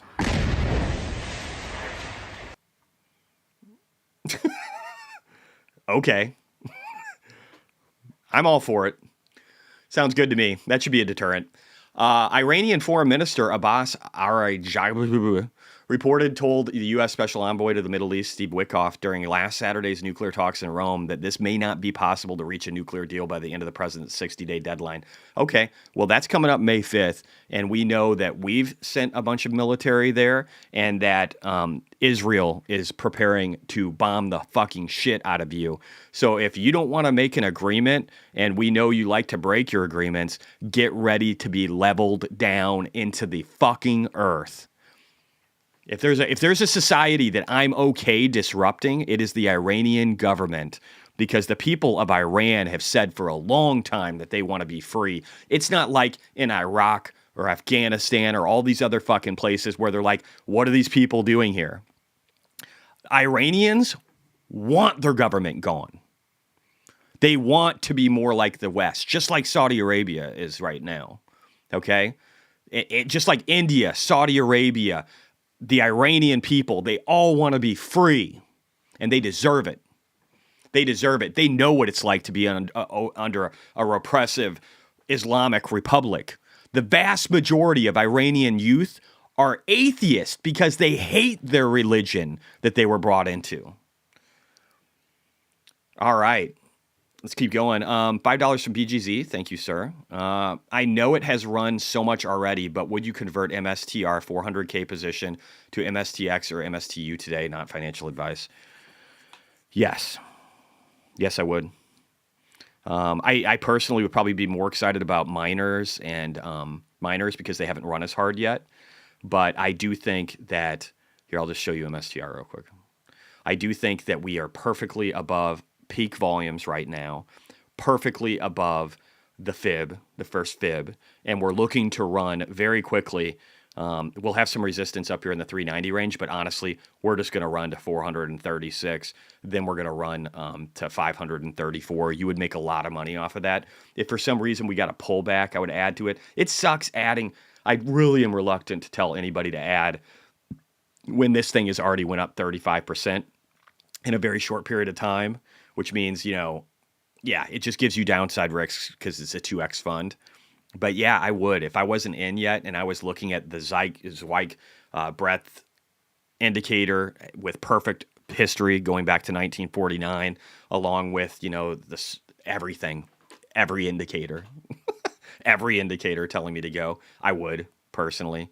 But Livongo, Jeremy Lefebvre sold 100%. I know he's an idiot. He's turned into a political cuck, just like meet Joe Black or Kevin or whatever his name is, and just like Robert Reich, Ross Gerber, just like those dipshits that don't know fucking anything about anything because they let their politics cloud their judgment on reality. Your first and number one goal in investing should not be your politics. I might sound like the biggest Trump supporter ever, but I literally voted for Joe Biden previously, okay? And I went back and forth because that's what I do. My first and foremost fucking objective is to find truth. That should be yours too. Always. Don't be Ross Gerber. Don't be Meet Kevin. Don't be Jeremy. Okay? Find the truth. Don't hang out with a bunch of liberal douchebags and then be like, oh, hey, there's the truth. No, actually do some homework. Don't be a little bitch. MB, Jesse, I'm researching MicroStrategy options. Can you stop ranting, please? I need to focus. No. Martin, have you spoken on SEP with Cantor yet? I haven't. That's actually coming up right now. Jack Mahler's new company. Gemini Knight, Jesse, if you're a bit late to the party, which miner would you buy? Mara and CleanSpark, probably both of them. And even the HPC plays might be coming back, so Iron could do well. Those are the three I own. You might want to do just a little bit of each. The diversification is nice because it removes individual company-related risk. Because any of these companies could all of a sudden we've been embezzling money or whatever. You know what I mean? There's risk there. So if you want a nice balanced risk to reward portfolio, the diversification helps because if one of them goes out, you're still going to do really well if they're asymmetric. All right, Kurt, it's crazy to see photos of when Iran used to be like the West. Oh, dude, and the Iranian people desperately want to be like the West again. They don't want to have their daughters being poisoned to death at school because they didn't wear a fucking burqa. Fuck you. Sydney, facts, no arguing with that. Gemini Knight, did you hear that CleanSpark is now open to AI HPC? I wonder if something in that... Oh, that's interesting. No, I did not. Disease Kodak, that's funny, though. I wonder how what's his name feels about that. Oh my God, I don't know why his name is escaping me right now. Anyway, whatever. The blonde kid, the farmer. You guys know. Help me out. Rex. God dang. I wonder how he feels about that because he was literally ranting, I feel like, for a while about that not being like the play and how people shouldn't be focused on those things. So that's kind of funny to hear. Disease Kodak. I can't wait to see where BTC goes. I plan to hold 0.25 hopefully for life and then add in the bear. Smart. 200 Tesla and 0.25 BTC for long term. Awesome. Thank you. Thank you. Thank you. It was Rex. Yeah, I got it right. All right, let's put MicroStrategy back though.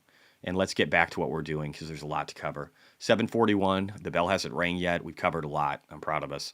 Again, India, and Pakistan. Let's see how things are going overnight.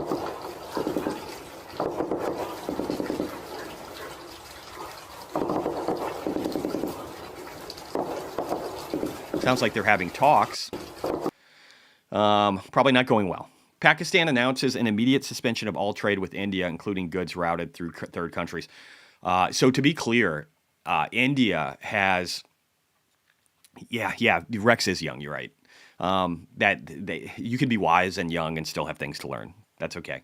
So India has removed now all visas for people from Pakistan from their country. They're ramping up their military. There's war on the border. They have a much more superior military. They have the backing of the United States and Israel right now. Oh, wow, a lot of things have happened. India officially suspended the Indus Water Treaty from 1960, which means they're starving Pakistan of water now. I'll show you that in a second. Breaking, the Indian Air Force has launched a major military exercise. The planes have taken off. So there's just a bunch going on right here. This is the dam that is no longer feeding water to Pakistan.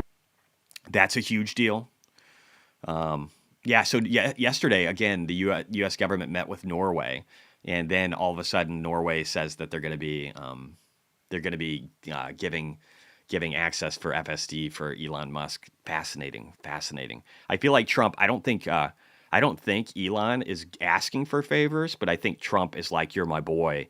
And so when he's having conversations with these leaders, I think he's saying, take care of my friends. Take care of Tesla in India. Take care of Tesla in Norway. And so I think this relationship, since Elon gave it all for his country, I think Trump wants to give it all for him. And I think that because I believe Trump is actually a good person.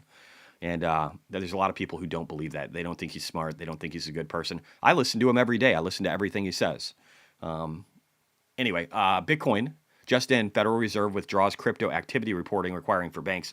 Essentially, guys, we have opened up, we've given the all clear for banks now. They don't have the reporting requirements. They can custody crypto and Bitcoin. It's game on. I put, no, that's not true. What did I say that to? Oh, yeah. Okay. So BlackRock said that Bitcoin has already decoupled from tech stocks over the long run. If you zoom out, Bitcoin thrives when you have more uncertainty. So I agree with all of that. I'm not going to play the video. But then Kellerbrock said, but then if market stabilizes, BTC will run slower. I said, no, that's not true. It's a much better alternative to gold, and there's a transition period where it's becoming this safe haven asset. And while it's both the safe haven asset and that can handle chaos, it's also one that does well during markets that are doing really well, because people look at it as a great store of value and they look at it as risk on as well. So it's at a crazy period in time where it resembles both attributes and benefits from everything. But chaos will benefit it even more. And I said, plus the money printers aren't going to slow down. In fact, they'll speed up. And that's true just because of everything that's going on. Slowing economies around the world because of the tariffs are actually going to speed up the money printer. XXI, yeah, we should talk about some of that in a second. Let me keep rolling, though. So I said we're nearing step 3 now. Oh, did I get rid of the image? I got rid of the image. No, I didn't include it. That's fine.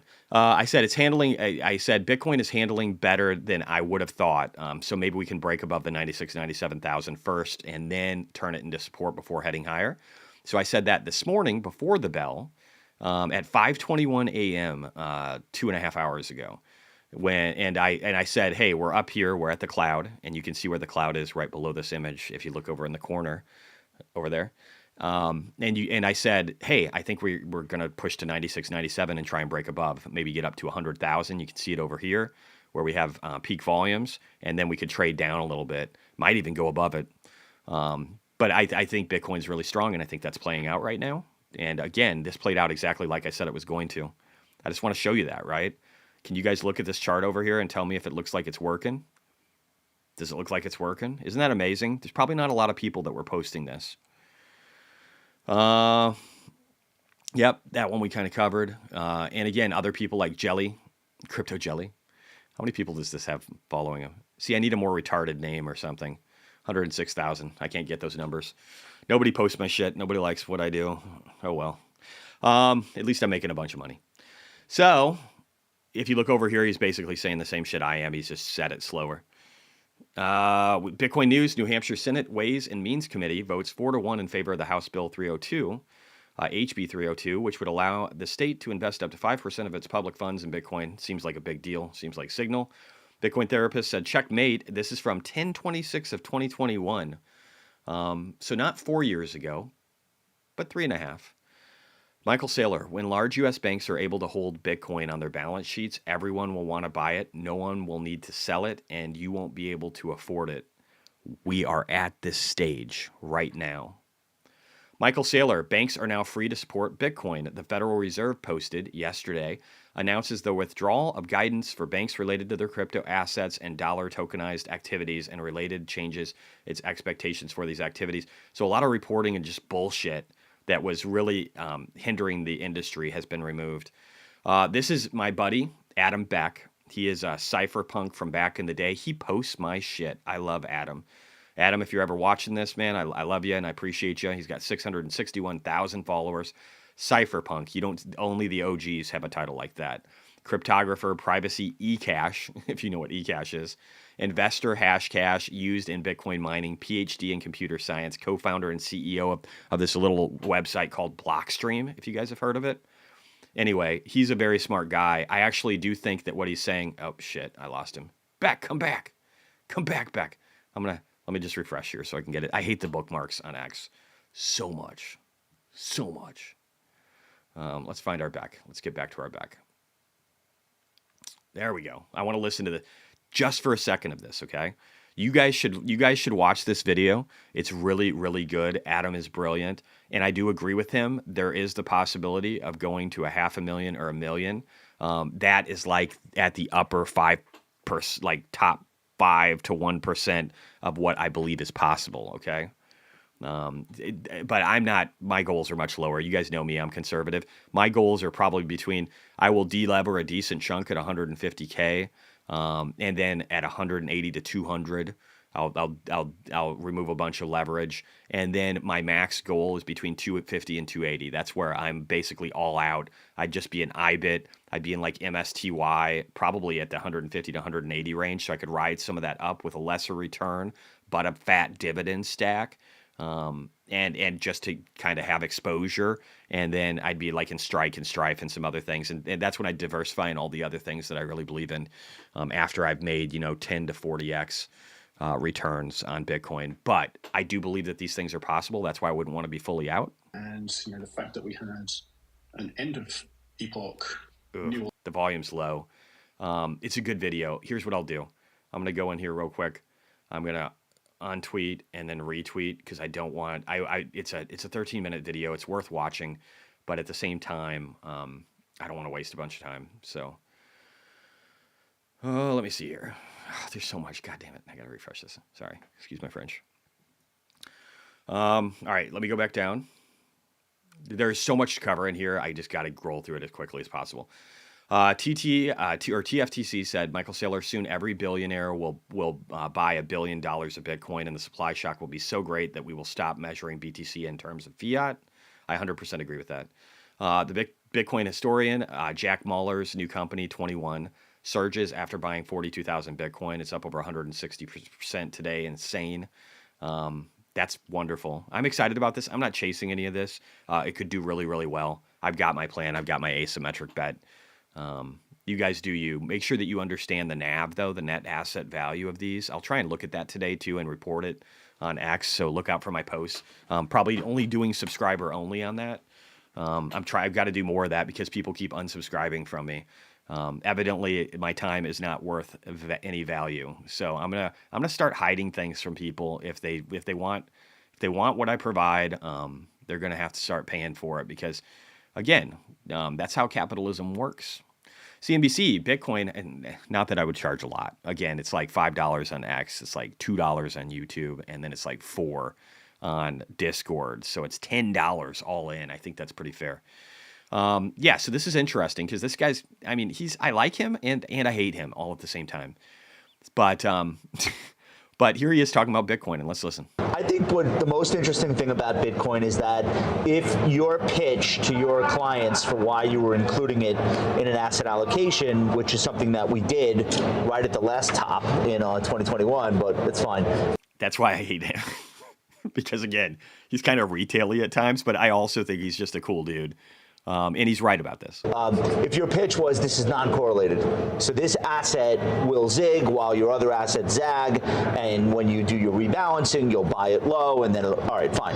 That didn't work while it was trading with the NASDAQ, both up and down. The most interesting thing that's happened over the last week or two is that it's decoupled from the NASDAQ, although not today, and it started to trade with gold. And I think, so if you said, yes, we should have a 1% Bitcoin sleeve because it's not on stocks, but it has the potential for returns, that's actually what you really want to see. You want to see it go up while your other holdings go down, and then you could say, look, I have a non-correlated asset. So that's something new, and we'll keep following it, and we'll keep watching that. Yeah, so I had a request. Sydney saw someone talking about MSTY as in an HSA, health savings account. Sounded interesting to me. It kind of is interesting, but there's different tools. There's MSTR, the actual stock, which is already a multiplier of Bitcoin returns. So it has some downside risk, right? A multiplier of downside risk. Then there's MSTY, which uses derivatives market to try and create a 2x return. So it's got risk in it too.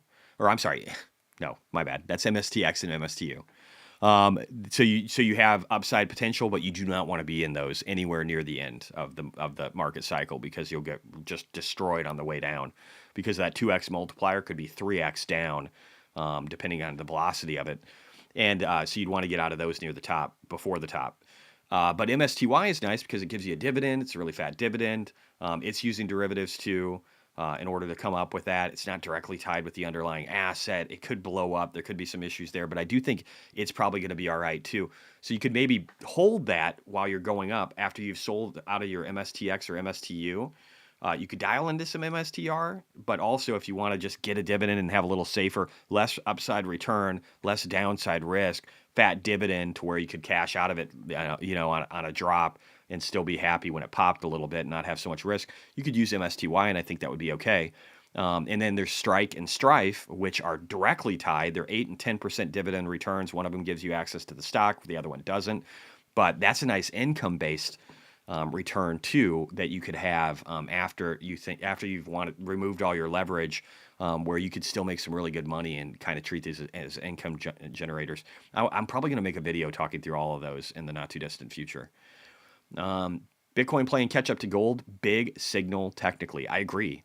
This is beautiful, guys. This is the BTC to gold ratio, and it's showing that Bitcoin wants to scream higher, and it will do that. It will go up a lot. It will definitely outperform gold in the days ahead, days, weeks, months, quarters.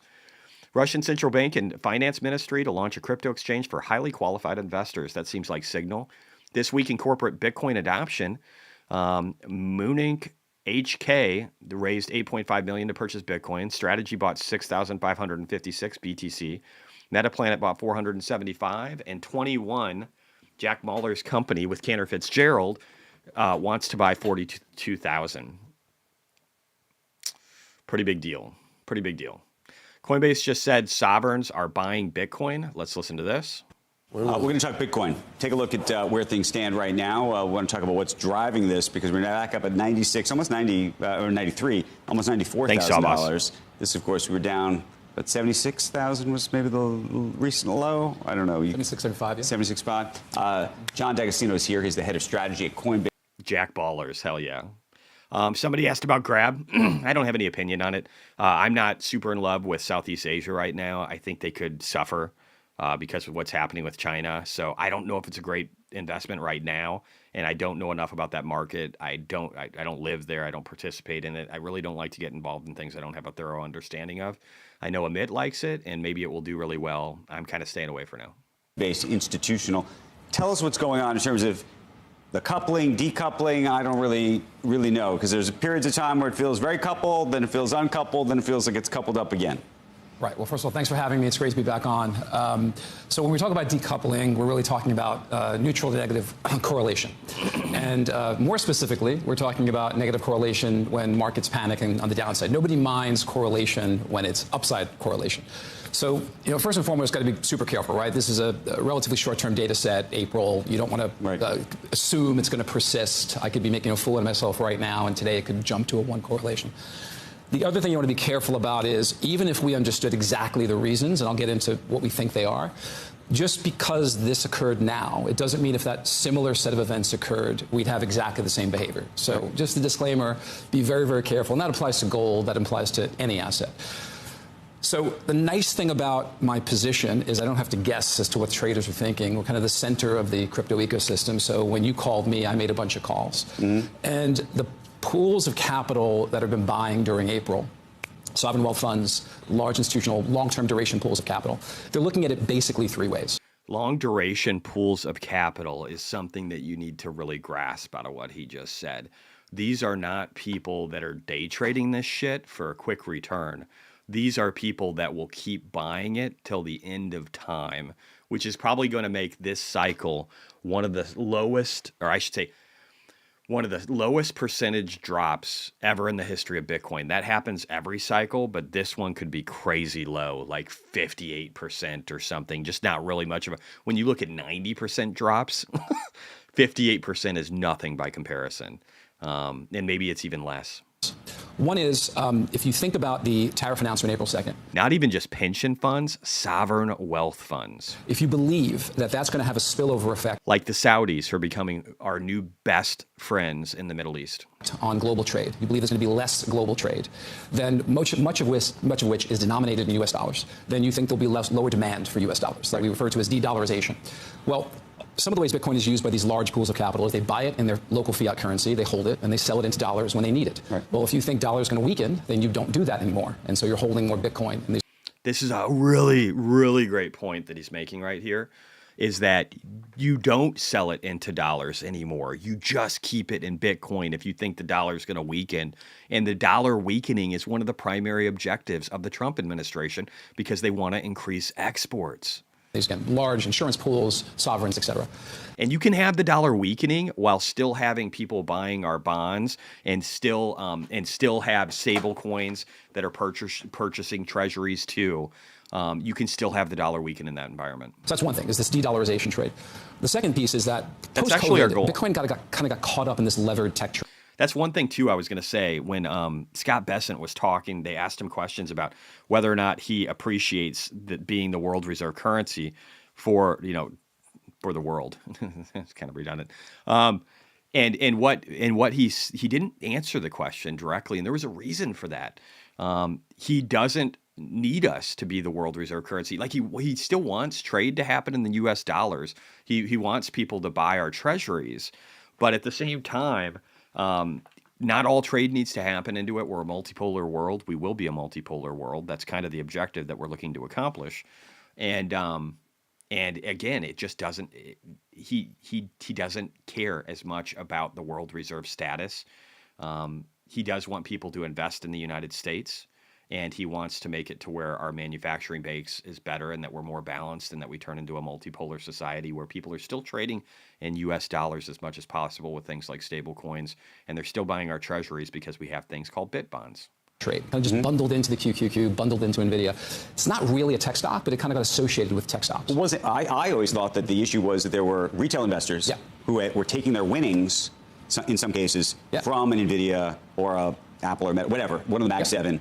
And then moving it into Bitcoin, and therefore then it was all tracking because to the extent that then they owned that other stuff too. Right. Whenever it went down, they had to sell out of stuff. They also were selling out of Bitcoin. During the bubbly periods in tech stocks, that's not an unfair assumption, but I'll note one thing. So for the month of April, as you would expect, gold ETF inflows were massive, $8.5 billion roughly from the 2nd through the 22nd. Okay. Might surprise you to learn that Bitcoin ETF flows were net negative to the tune of about 470 million. So the opposite of that was occurring. So institutions, sovereigns, patient pools of capital were piling in during April, which resulted in about a 13% increase in Bitcoin versus 10.5 for gold, and retail via the ETF were exiting. So you got to kind of ask yourself, what do the institutions know? Were the institutions buying Bitcoin direct, and how many of them are now buying via ETFs or other forms?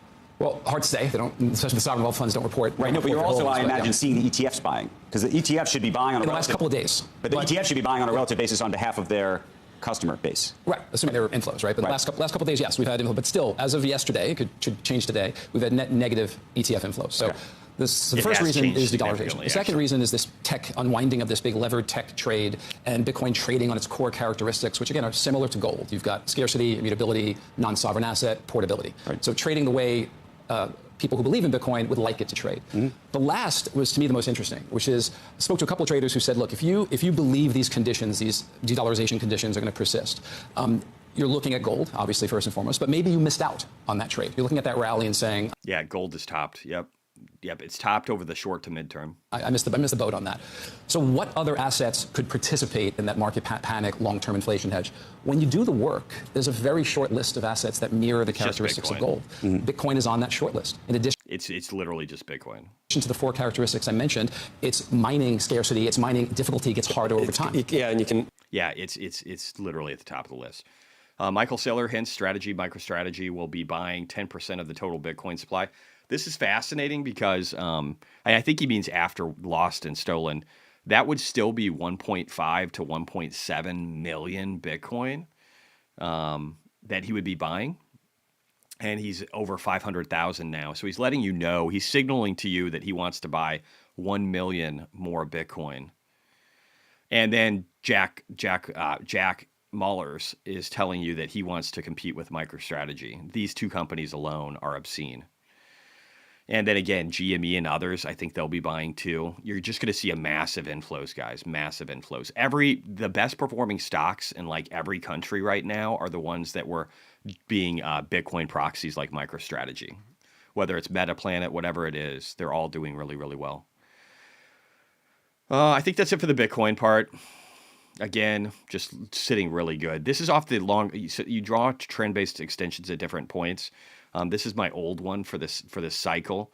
And again, it kind of gets you to the same plot no matter what. It's 150 and 280 for the next portions here of our cycle, right around there, 280 to 300. And but it shows that we got above that fib, the golden retracement zone, the .618, and that's a beautiful thing to have happen. Real quickly here, I do want to go back, so I want to do Tesla next, but I need to do something real quick here because I saw my buddy Kyle Bass, my favorite China hawk, and I just want to hear what he has to say. He's actually really brilliant. He's not always right, but he's really brilliant, and so I want to hear what he has to say here. Insight than the Chinese embassy and/or Time Magazine, and I think it's important to note that I would believe. I don't love Intel. I think they're going to have a ton of competition in the United States from better companies. And again, Intel was being propped up by the Biden administration. Trump is just going to let meritocracy prevail. So it's going to be the best companies that win. I don't know that Intel is on that list. They're very cheaply valued. But personally, I like AMD better, and that's not saying a lot. For chip makers, I think NVIDIA is at the top of the list, and I think SMCI is in there. I think TSMC is in there. They just have Taiwan-related invasion risk. The U.S. administration, 10 times out of 10, if you were talking about what's true and what's untrue as far as what's happening behind the scenes. You have to understand, we import $440 billion worth of goods each year from China. And he's got a revised figure that's actually higher than some people, but it's accurate. He's right. They import $140 billion from us. In a 2-to-1 ratio, more than. For tat trade war, we win every time. And I mean win, meaning the pain is much greater on their side than it is on our side. Because there will be pain on both. And so you have to remember, this negotiation is primarily about China. I know we're talking about resetting our trade relationships for the rest. He's right. Of the world. We essentially implemented a 10% across. Even the relationship, strengthening our ties and putting India at the top of the list is to hurt China. He's 100% right. The board tariff on roughly 4 trillion of goods, a little less. And then in specific countries, we ratchet that up. And of course, China is the worst. They're 13% of our imports, but they're 25% of our deficit. They are clearly the focus of our trade negotiations. And so, Kyle, if that's the case, well, I want to go backwards for just 1 second. I just want to go back to the who you believe story, which is, so your view is that the U.S. is in meaningful talks with China, and that China is lying to its public and to our public that it is not in those talks. I think that's likely the case. I think it's Chinese propaganda for them to say they're not engaged. They are. I totally agree with Kyle on that. Man Mahindra, Israeli military aircraft and U.S. Air Force plane landed in India. Can you tag me on X with that, bro? They are panicked. And Andrew, think about this. No. It's possible that they are. I believe, by the way, they are panicked. That is almost impossible not to believe. The question is whether they are engaged in talks. And the reason I asked that question is because you had Scott Bessent make comments earlier this week that were also suggestive that there were talks, and you had China effectively say that that was not true at that time either. And so it's very hard, I think, for the public to ascertain what, in fact, is really happening here. What's really important to understand is China wants to save face. That's how they operate. We want a desirable outcome. And a desirable outcome here is a mutual back down, and a mutual back down moving the needle much further away from China's asymmetric favor and back to what would be considered to be fair trade. We're focused on fair. We're not focused. And again, they need this too, or their economy will be destroyed. So they need this too. On free. We're fake. We are. No, I didn't buy an NVIDIA. I just never got to it. I still have worries about NVIDIA's revenue because 46% of it is going to Asia, and that's probably like almost all going to China, or China proxies in different countries. And so with this kind of embargo against chips with China, this is probably something that we're going to hold the strongest on in negotiations. It would be one of the last things we gave them. We don't want them having advanced chips. So I don't know if I love NVIDIA over the short term for revenue. I don't know how to feel. Jacob, thank you for joining and becoming a member. Hippie, thank you for joining too. Focused on fair. We are certainly having those conversations. China will never admit that we're having those conversations. They'll never admit to be, quote, the weak one in the negotiations, Andrew. They are certainly in the worst position in these negotiations. So here's a separate question, and it really is about negotiating posture to some degree, which is, let's stipulate and agree. Long term, the U.S. should have more leverage in this than China does, right, on a rational basis. Having said that, it appears that China, at least historically, has been a more patient negotiator and just more patient and willing to take pain than the U.S. has been, in part because of the way our democracy works and in part because of the sort of ADD society that we all exist in. And so the question right now is, as these negotiations play out, whether you think we can and will want to hold out longer than they will. Yeah, it's a great question. And again, you look to China. They said they grew 5.4% GDP last quarter. Their 10-year bonds are trading for 160, Andrew. Our 10-year bonds are trading at 440. Our short rates are 4%. Their short rates are in the ones. They have had a complete economic collapse. They have had a real estate collapse. Yep. Their banks are 3 times more levered than ours are. Yep. They have 2 banks with more assets than JP Morgan.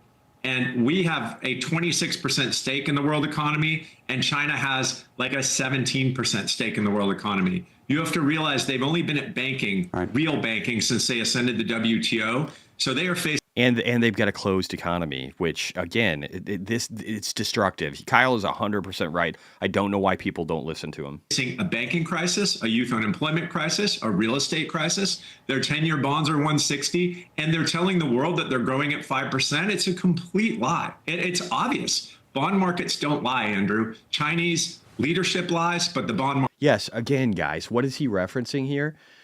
If China's economy is growing at 5%, why are people jumping in? Bond yields drop when people buy the bonds, right? That's how it works.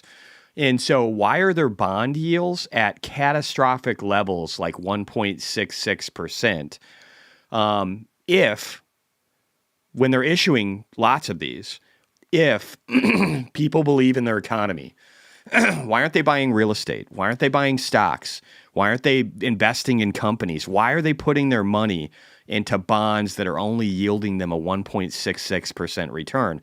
I can tell you why they're doing that. It's because they're not growing by 5%. The economy could already be negative for this quarter. In fact, I think it probably is. You'll never hear that in the official data. That's how China works. But it's a fucking lie. It's not real. What's real is their bond market, and Kyle is spot on. Markets don't lie. So again, you're asking me if we have more staying power. We're the largest consumer in the world. We are still 4%.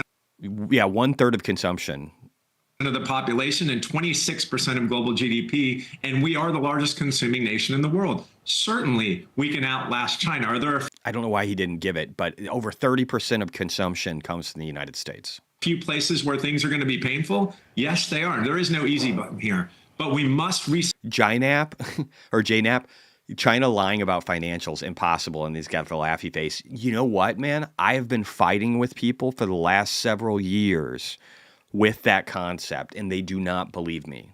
They do not believe me. They think I'm an idiot because I say that China lies all the time about all kinds of things. I'll show you some robots here in a little bit. That'll be fun. Set our relationship with them. We must But let me ask you. Let me ask you two related questions about the reset. One of the things that we've also learned in the past 24 hours is that Apple, which is had a huge manufacturing business in China, is planning to potentially move the manufacturing piece of its iPhone business that gets imported to the U.S. from China to India. It believes that it potentially could do that within the context of maybe call it 12 to 18 months. JNAP said that's why I don't invest in Chinese stocks. My friend Jake, I can't get him to not fucking invest in these things. I saw posts where he was talking about Baba and shit just recently. Whatever. It'll end badly, but I love the guy. But there's just some people you can't help. You know, I still think he's really great at what he does. I think he's a smart guy. I have a lot of respect for him. His account's a lot bigger than me. He shot my name out a few times and helped grow my X following. I love the guy, but he's going to get crushed on China if he's got a lot of money in it. Hopefully he's just got some light trades. Months to get to India. What that also means, though, is they're not bringing iPhone manufacturing back to the U.S. That's okay. Get it closer. So I'm curious how you look at that. You may say that's a great thing. Not everything will come back to the United States. That's okay. Of ours, but they're not a perfect ally of ours. They're buying oil from Russia. We don't care. Yeah, like India is a very, very difficult story, but India is the largest democracy in the world. Yep. They have certainly reached out to us and want to be. I think an India trade agreement might be the first agreement that gets across the line. I think it'll be either India or Japan, and you'll see that very soon. So what we're trying to do is focus our sights on trading partners that actually share our values. We share none of the values of the Chinese Communist Party, Andrew. The one thing we want from them is cheap stuff. And the writing has been on the Great Wall for a long time. Look, Apple itself has moved a quarter of its iPhone production over the last 4 years from China to India. Now they're saying, now they really see the writing on the wall and they need to get out. And I think that's likely to happen. In the long run, Xi Jinping has told us since 2017 that he's going to take Taiwan. And he told us 4 times in 4 diplomatic visits in 2024. One of these days, we're all going to believe him. Now, I know our leadership and our military. Yeah, people don't listen to Kyle. This is Kyle Bass. He's on X too. Nobody listens to him. And I don't understand why. He's brilliant, and he's done a really good job understanding China.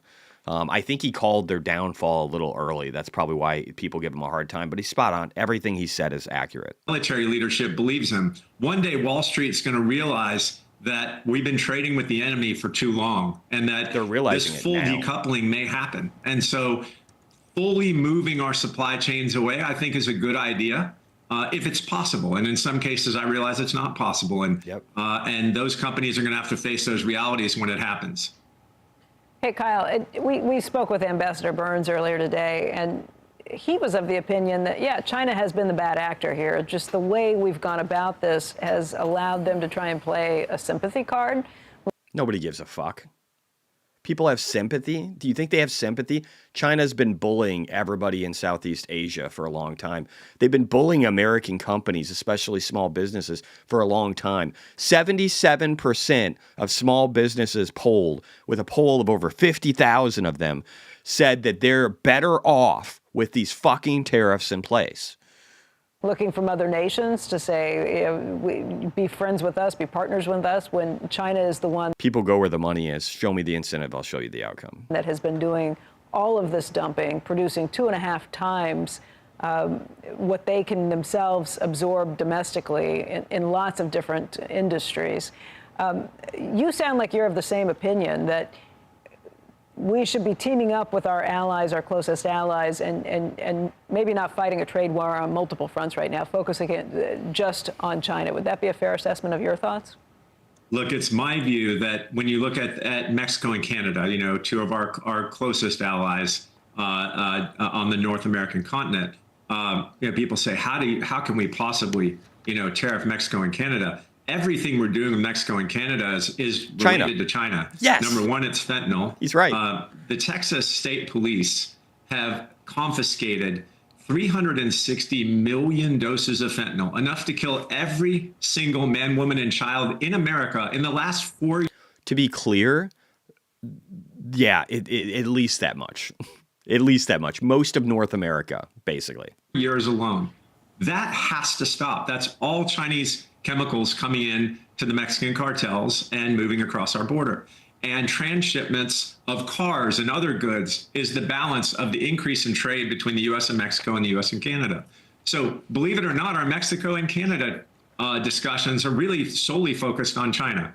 It's not really on Mexico and Canada. And so... Yeah, we're just trying to get them to abide by our request, which is making it to where they can't dump their shit in these countries and making it to where they're preventing these drugs from coming across the border and where they're prioritizing us over the interests of a government that wants to wipe out the West and have complete control of the earth. The answer, Becky, is... China is the biggest expansionist government in modern times.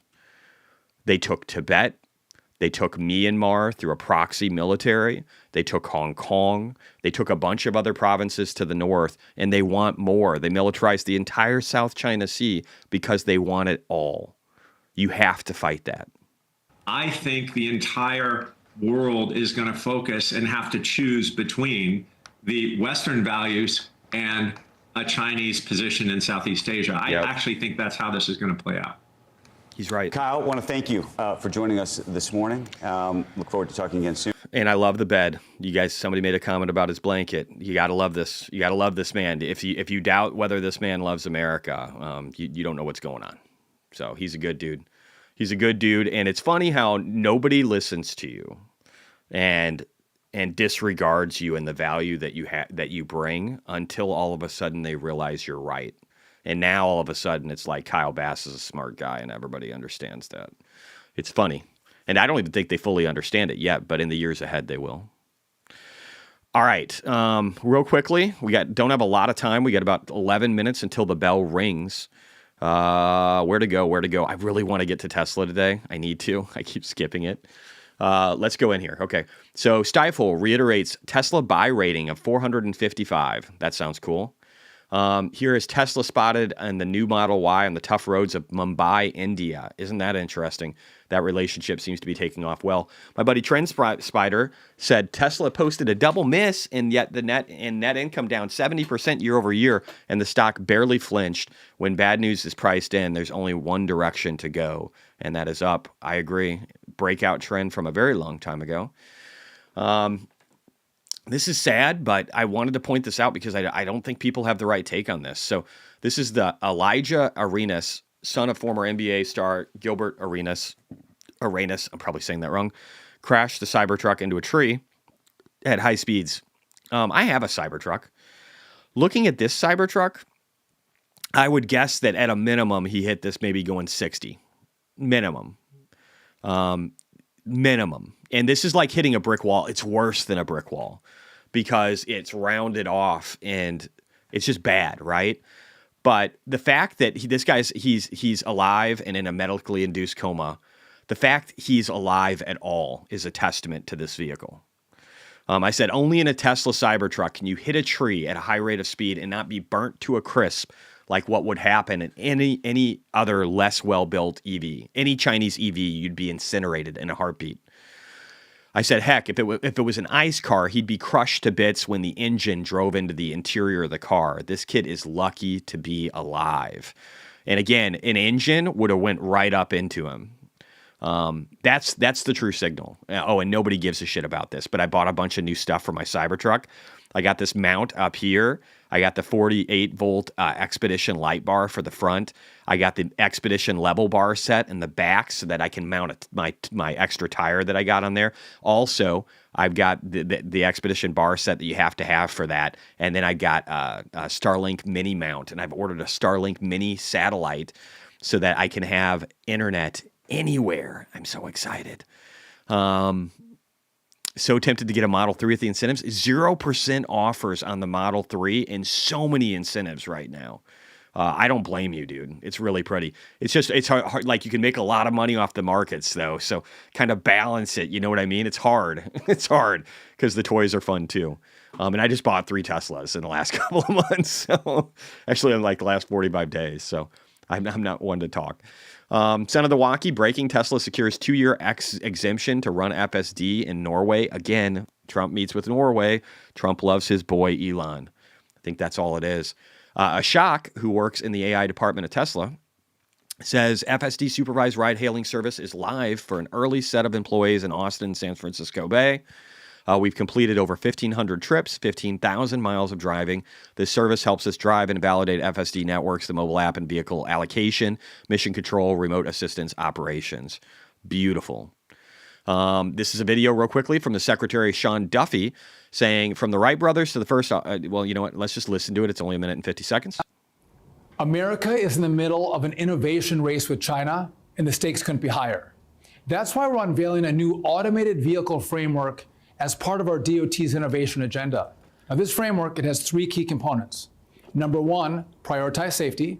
Number 2, unleash innovation. And number 3, enable commercial deployment. So we're announcing 2 initial steps in this framework today.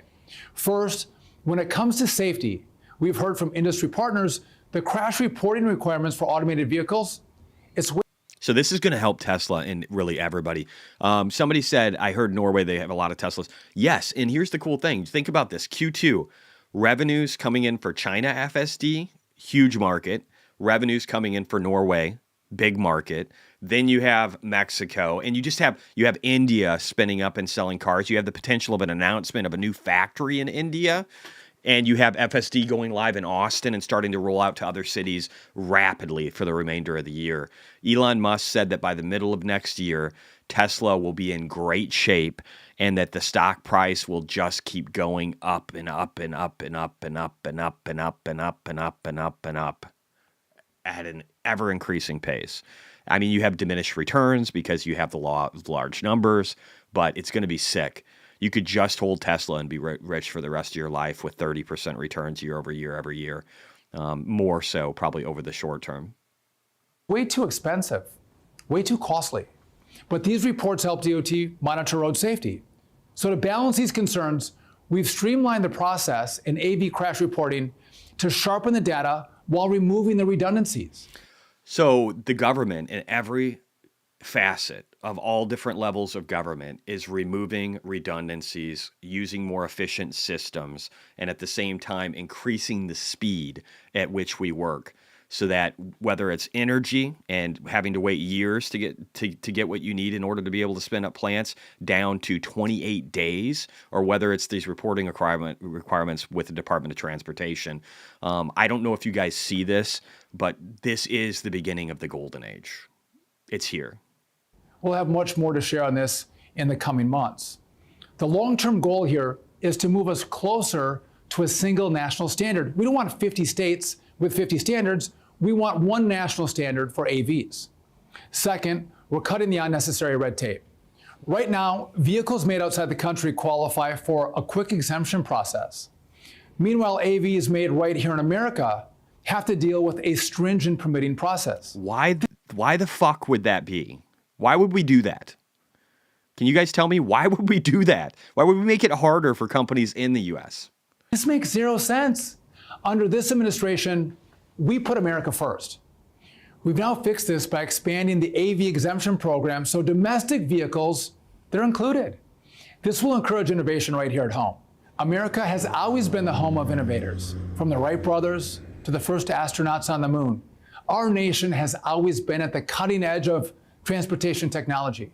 Innovation is one of my top priorities, and I can't wait to share more about how the DOT is bringing about the golden age of transportation. We keep hearing this golden age, abundance. It's all coming, guys. And I put millions of autonomous Teslas on the road in the middle of next year. It's going to be insane.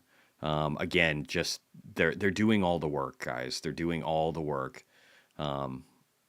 Just look at energy deployments too. Like, look at this. This is Q1. Look at this energy deployment graph. Look at this in 2019. This is when I was broke and negative $46,000.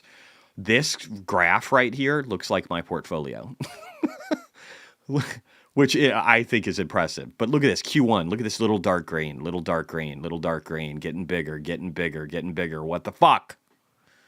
I don't know how people could be bearish. You'd have to be a moron. Like Jeremy. He's a moron about this. I actually like Jeremy. I like me Kevin too. They're just fucking stupid. Ed Ludlow, this is a big deal. Muted market reaction. The Trump administration now it's seeing policy moves, regulatory barriers. Again, they're doing this all over the place, and it's going to be really beneficial. We also have Tesla announced that more affordable models remain on track. They're just going to be stripped down versions of the existing ones. I think that's brilliant. People will call that cannibalizing their market. I call it increasing the size of their market share while probably keeping margins maybe a little bit lower, but that's good. It's all about economies of scale. It's all about getting bigger. This is great. This is great. Yeah, how dare Trump make the rules fair for U.S. companies? How dare he put America first? Why would he do that? And again, just a quick comparison, my buddy Peggy here, showing the Model Y. And right now, since the Foundation series is kind of coming to an end, I think you can get these for $45,000, maybe even cheaper for the stripped down ones.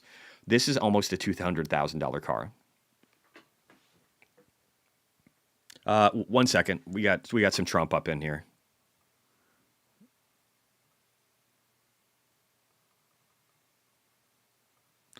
So again, this is going to reaffirm what I said earlier, that Trump is telling the truth and that Xi is lying about their conversations.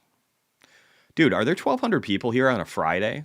Thank you guys for being here. If you could hit the like, comment, if you on X, on that post, if you could throw in comments, it's greatly appreciated. I work pretty hard for the group, and you guys work hard for me too, but we can grow together. I'd love to see that. I want to help more people. I want people to understand the era that's in front of us so that we can all do really well. So if you guys could do your part to support me, it's greatly appreciated. All right, let's get to the Trumpinator here. Have spoken to President Xi. When did that happen? China says it hasn't happened. I spoke to him numerous times. So we're leading and going to Rome, where we'll be attending the funeral of Pope Francis. Some of you are going to go. Anybody going? And it's going to be very interesting. We're going to meet with a lot of the foreign leaders. They want to meet. Trade deals are going. All right. Yeah. Sorry, we're going to hear this over the bell. Going very well. I think Russia and Ukraine, I think they're coming along. We hope. Very fragile. And Iran, I think, is going very well. We'll see what happens. We're working on plenty of things that shouldn't be worked on because none of this stuff should happen. Look, I find these talks unfathomable. I don't see any progress. David, do you see anything that indicates? Hey, David. Look, I'm asking whether you see anything that indicates that there's that there's an ongoing talks that could lead to something. No. Yeah, I'm good. All right. So real quickly here. So pre-market, we had Apple down, AB go down. So like electronic and technology were down. That includes the chip sector. Tesla was still up. Tesla's up about 1.3%. So it's climbing higher than this. MicroStrategy's up 1.16. Mara's up 1.5. CleanSpark's up over 1% now. Iron's down 0.5. So I'm not sure if the HPC's play is doing well. Sol Strategies is up 7.74 today. So it appears to be getting some bounce. The proxy like banking related plays that are buying the underlying assets for Bitcoin and Solana and things like that appear to be doing really well. TLT's up 0.75%. Archie's down 1. Let's see here. SoFi's up.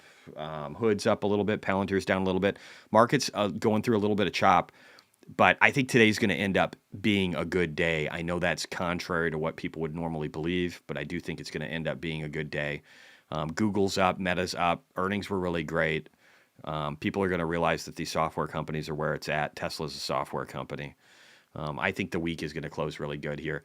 Let's just take a look. I want to get back to Trump here and just see if he said anything else interesting. Sometimes he gets a little ranty, but I just want to see. Here we go. Funeral of Pope Francis. When did that happen? China says it hasn't happened. All right, we're just going to make sure we don't miss anything. So we're leading and going to Rome, where we'll be attending the funeral of Pope Francis. Some of you are going to go. Anybody going? And it's going to be very interesting. We're going to meet with a lot of the foreign leaders. They want to meet. Trade deals are going very well. I think Russia and Ukraine, I think they're coming along. We hope. Very fragile. And Iran, I think, is going very well. We'll see what happens. We're working on plenty of things that shouldn't be worked on because none of this stuff should have happened. This should have been taken place by Biden. It should have been fixed by Biden. This is where he shit talks Biden. Oh, no, I hit the wrong button. Son of a biscuit eater. One second. Let me see if I can find it. 1 second. All right, let me try it again. And Ukraine, I think they're coming along, we hope. Very fragile. No button clicking. And Iran, I think, is going very well. We'll see what happens. We're working on plenty of things that shouldn't be worked on because none of this stuff should have happened. This should have been taken place by Biden. It should have been fixed by Biden, but he couldn't do it, nor could he come close to doing. So anyway, we're going to Rome to pay our respects, and we'll be leaving that same day. We'll be coming back home tomorrow night.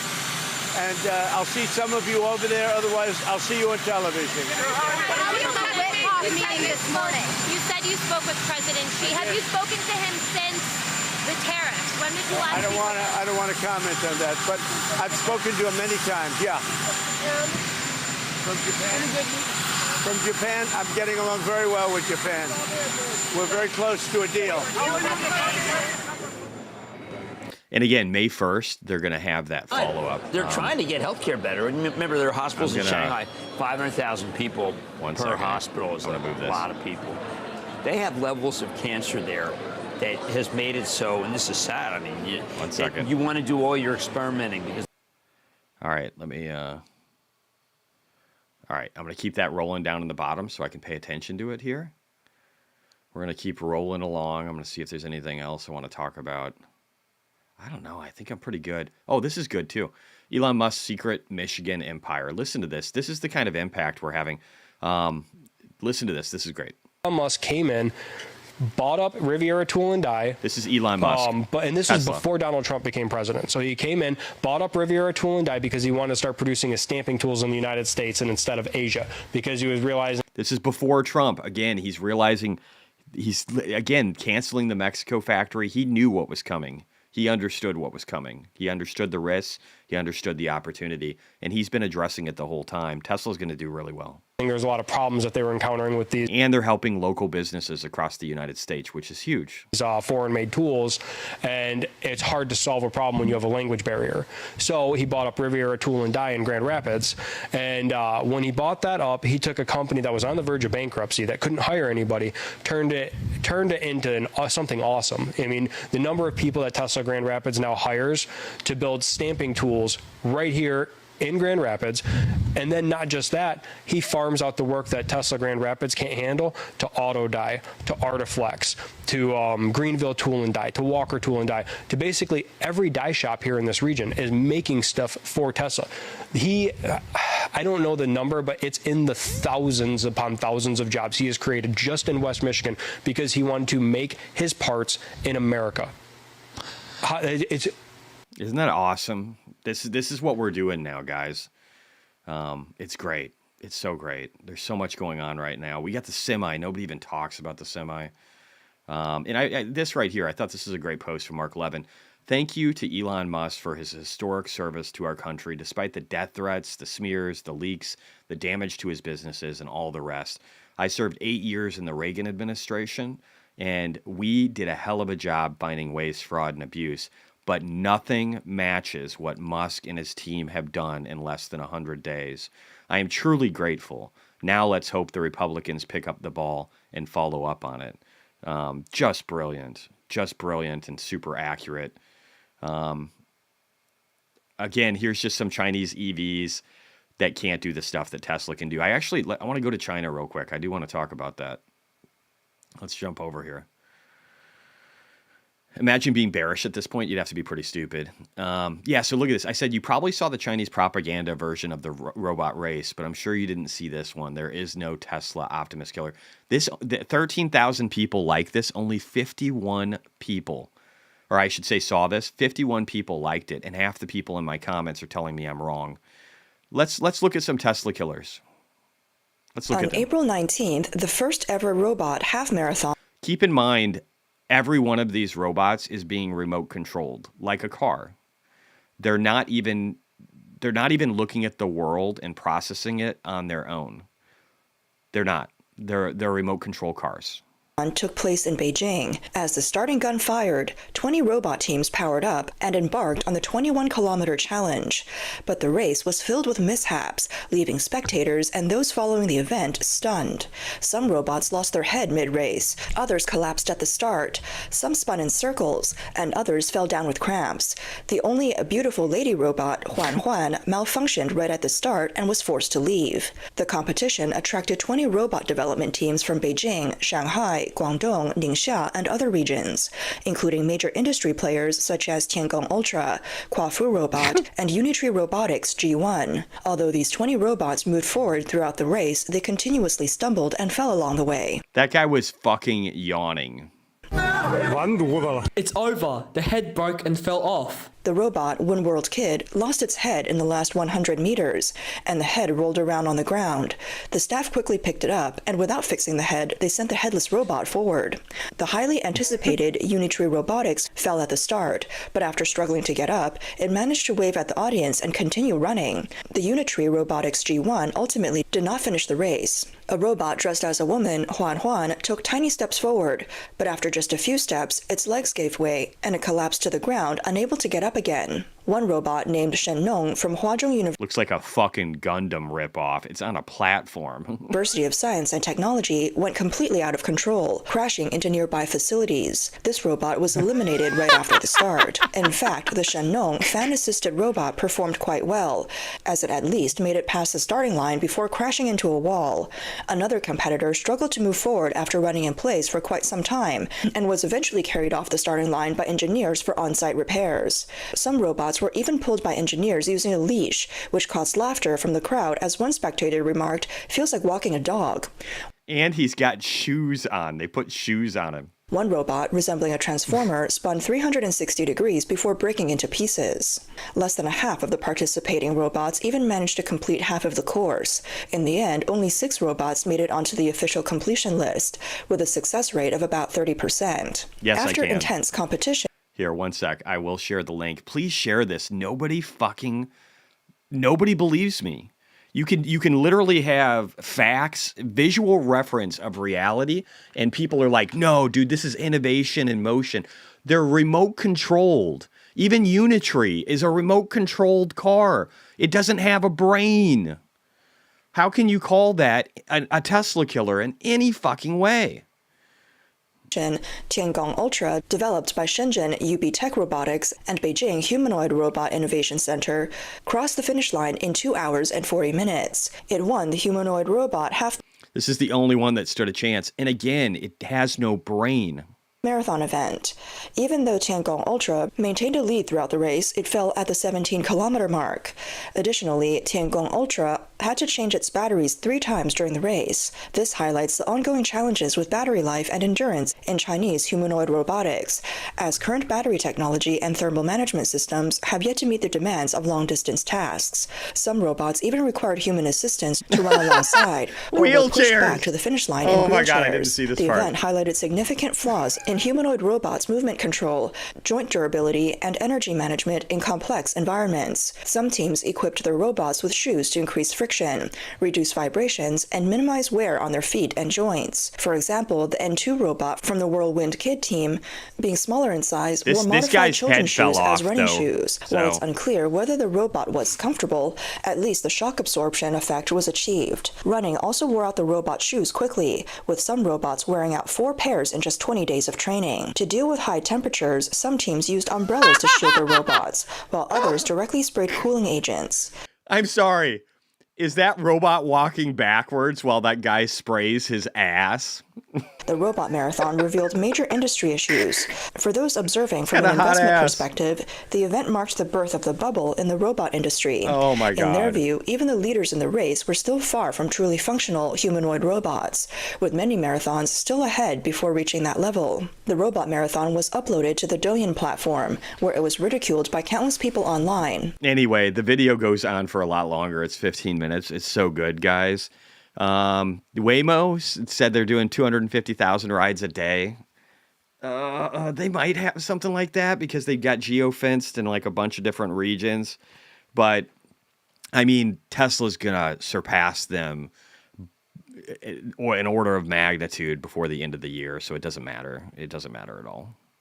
Chinese but yeah, humanoid. this is so funny, guys. And the video is so good. It goes over so much more. It talks about just all the fake shit that they do to make it look like their robots are capable of things that they're not.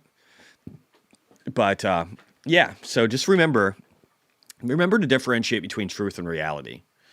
I say it all the time, but truth should be your ultimate goal, understanding the truth. I also said this yesterday, and nobody really looked at this, but the video's here. Last year, we had over 10,000. I'll probably show it briefly for a minute while I get more coffee. We got 18 minutes until we get our next data point, guys. But I said every day that goes by is causing catastrophic damage to China's manufacturing export sector.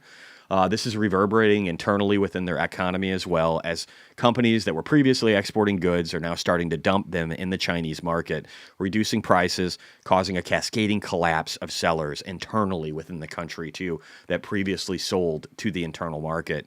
I said this is also changing to a more permanent damage every day that goes by. Think about it. If you're a U.S. importer, think about what we heard from Apple today. You're definitely looking to find other channels to buy goods outside of China, and the drasticness of the change is building by the day. Keep in mind that the real pain hasn't even started yet because the de minimis tariffs don't kick in until the beginning of May.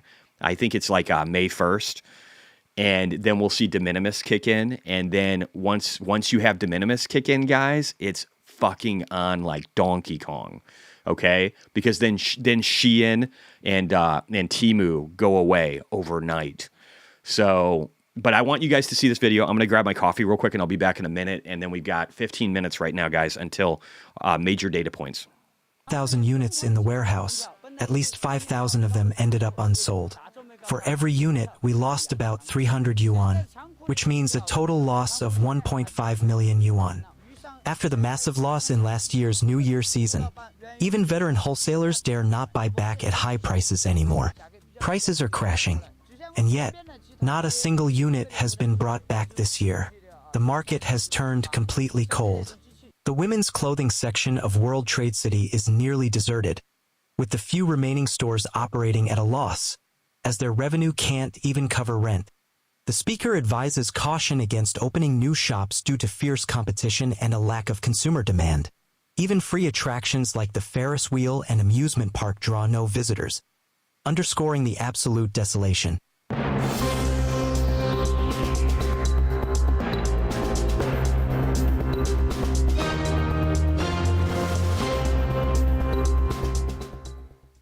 For the small and medium-sized garment factories that depended entirely on this loophole, the consequences are devastating. A worker at a 20-person factory explained that orders from Shein, previously a lifeline, have dropped drastically this year, forcing massive revenue losses. Li Lianghua, a factory owner in Panyu, revealed that nearly half of the Shein suppliers in his building have already closed in just 2 months. They told us to move to Vietnam to avoid U.S. tariffs, he said, but small operations like ours don't have the resources to relocate. We're surviving by selling on social media, one piece at a time. Once home to over 20 Shein suppliers, only a handful of businesses remain in his building, and even those are barely hanging on. The situation isn't limited to Guangzhou. In Dongguan, a luggage manufacturer recently lost all 4 of its American clients, wiping out $150,000, 0 cents in revenue overnight. Across the country, U.S. companies are quietly scaling down their China partnerships. The scale of the blow is massive. According to Nomura Holdings, over 10% of China's exports to the U.S. fall under the small pack exemption. U.S. Customs processes over 1 billion of these parcels each year. That pipeline is about to be choked off. And it couldn't come at a worse time. China is already battling a severe overcapacity crisis driven by slowed economic growth. Export prices are dropping at their fastest pace since the 2008 global financial crisis. Chetan Sehgal of Templeton Emerging Markets summed it up. China is exporting deflation to the rest of the world. The consequences will be global. Now those consequences are crashing back on China itself. With Western markets tightening and U.S. trade policies hardening, many Chinese manufacturers have no place left to turn, as one industry veteran bleakly observed. These goods can only be sold within Asia now, and competition here is only going to get bloodier. CCP's tariff war pushes Dongguan factories to the brink. 18-year export giant suspends production. As the U.S.-China tariff war intensifies, China's once booming export industry is sliding into economic paralysis. In the southern manufacturing city of Dongguan, one of the country's oldest export companies, Dongguan Dehong Electrical Products Co., Ltd., U.S. tariff exemptions scrapped, a death blow to Chinese garment industry. As the United States prepares to cancel its long-standing tariff exemptions for small packages from China and Hong Kong starting... Hey guys, MicroStrategy's up 3%, which means if you have MSTX like I do, you're up 6% on that. Almost 2% on Mara, 2.35% on CleanSpark, and 2.22 on Iron. It looks like we're still seeing Palantir down on the day, SMCI down on the day, NVIDIA flat on the day, ARCG down 1.56%, Hood up 1.5%, SoFi up 4%. So we're seeing mixed bag of nuts. Sol Strategies up 15.21%. So if you own that like I do, you're feeling good about that today too. Market still sitting pretty good. Waiting on this data point. So S&P's down 0.2%, Nasdaq's down 0.18%, Russell's down 0.79%. So our data point today for the manufacturing data should be very interesting. Starting May 2, 2025, a quiet economic disaster is unfolding across China's once thriving garment manufacturing hubs. Factories are shuttering, orders are vanishing, and entire industrial zones once humming with the rhythm of non-stop production are turning into ghost towns. According to Nikkei Asia, Guangzhou's Panyu district, known as the heart of Xi'an's supply chain and famously dubbed Xi'an Village, has become a symbol of rapid collapse. Rows of clothing factories that once fueled the fast fashion giant are now eerily silent. Xi'an-branded shipping bags lie abandoned in shuttered warehouses, a haunting reminder of better days. The cause? Washington's decision to eliminate the de minimis rule, which had allowed Chinese e-commerce... This is what's really getting ready to bury China starting next week. ...platforms like Shein and Temu to bypass import duties on shipments under $800.00. Under the new policy, packages will face tariffs of up to 120%, with transitional surcharges of $100.00 per parcel starting May 2, rising to $200.00 per parcel after June 1. With 18 years of history and a portfolio that once delivered 100% of its products to the United States and Europe, Dehong has announced a full production shutdown effective April 11, citing the external economic environment, a thinly veiled reference to the crushing blow of new U.S. tariffs. Employees were notified that the company will halt all operations for at least a month. While basic wages will still be paid, the future remains uncertain and resign. So this guy's company is literally halting all production, paying people for now, but potentially shutting down completely in a very near future. You're going to see massive numbers of companies shutting down in China over the next 2 months if they don't work out a deal. It's going to be a massive amount. It's going to be really, really crazy. Matthew Purdy said, Jesse, have a look at SES, AI, Q1 earnings. Yeah, we can take a look at that in a little bit here. Mining workers are being paid out immediately. Dehong's story is not an isolated one. It's part of a growing wave of silent shutdowns sweeping through China's coastal industrial belt. A joint report from Chinese trade outlets, Sellers Home and Special Plastic Vision, paints a bleak picture. Sino-U.S. trade has entered a de facto freeze, with American orders evaporating and Chinese exports stuck in limbo. Factories across Zhejiang, Jiangsu, and Guangdong are facing a collective holiday never seen before. With the May Day holiday approaching, many manufacturers are closing their doors indefinitely. Videos circulating on Chinese TikTok, Douyin, show that more than 50% of Zhejiang's foreign trade factories have suspended operations, some indefinitely. Wow, 50%. In Yiwu, Zhejiang's export stronghold, the situation is dire. Once the engine of China's global gift and seasonal goods trade, Yiwu is now gasping for orders. Mr. Fan, a former factory owner, told overseas media. While Yiwu's export orders have vanished, the economy was already struggling and now the government is still retaliating. Everyone in Yiwu is scared. Nobody sees a way out. In a warehouse in Jiaxing, a staggering 20,000 square meters of unsold export inventory now collects dust. A video shot from inside the warehouse captures the desperation. Products once retailing for $100.00 in the U.S. are now being sold by weight, not by unit. Branded items like Crocs and Zhong Shaoquan kitchen knives are dumped for mere cents. It's pure devastation, the videographer lamented. Clothes that sold for $100.00 now go for pennies. Nobody's buying. The warehouse has become a $100 to pennies graveyard of wasted trade. This individual listed major foreign companies like Bosch, Jabil, Hitachi, and Panasonic as having either scaled back production, laid off workers, or completely withdrawn from Nanjing. The Jiangning Development Zone, once a proud symbol of Nanjing's industrial prowess, has now become a barren industrial wasteland. Countless factory buildings stand empty, marked with for rent or for sale signs and contact numbers on the gates, but no one is calling. One observer noted that in the past... Lucas said thoughts on BTC breaking out of the bull flag. I think I'm going to make a fucking stupid amount of money today. Maybe $500,000 if it works out. Nanjing was one of the world's renowned factories of the world, attracting a flood of Japanese companies, American firms, and others to invest and build factories supporting the livelihoods of hundreds of thousands. But since 2023, Nanjing has been undergoing a catastrophic collapse of its manufacturing sector. The narrator describes the severe economic downturn in Nanjing, once a hub of manufacturing and finance, 7 minutes with until the exodus of data. foreign enterprises and an unemployment crisis. Another major factory in Nanjing has announced its closure. Nearly 2,400 workers have been laid off, once the ancient capital of 6 dynasties, a star city on the banks of the Yangtze. Nanjing, with its blend of science, education, manufacturing, and finance, has now fallen into an abyss. This isn't alarmist talk. It's the bloody reality unfolding before our eyes. Foreign capital is fleeing, the manufacturing sector is collapsing, and Nanjing's industrial foundation is disintegrating. Today I came across another small door and warehouse processing factory, about 500 square meters, completely shut down. My friend brought me to check it out, to see if there was anything I could use, but it seems like there's nothing here I need. The floor is just littered with scraps of paper. Experts are calling it a cold winter for Chinese exports, one created not only by American tariffs, but also by China's insistence on retaliatory measures that have boomeranged back on its own economy.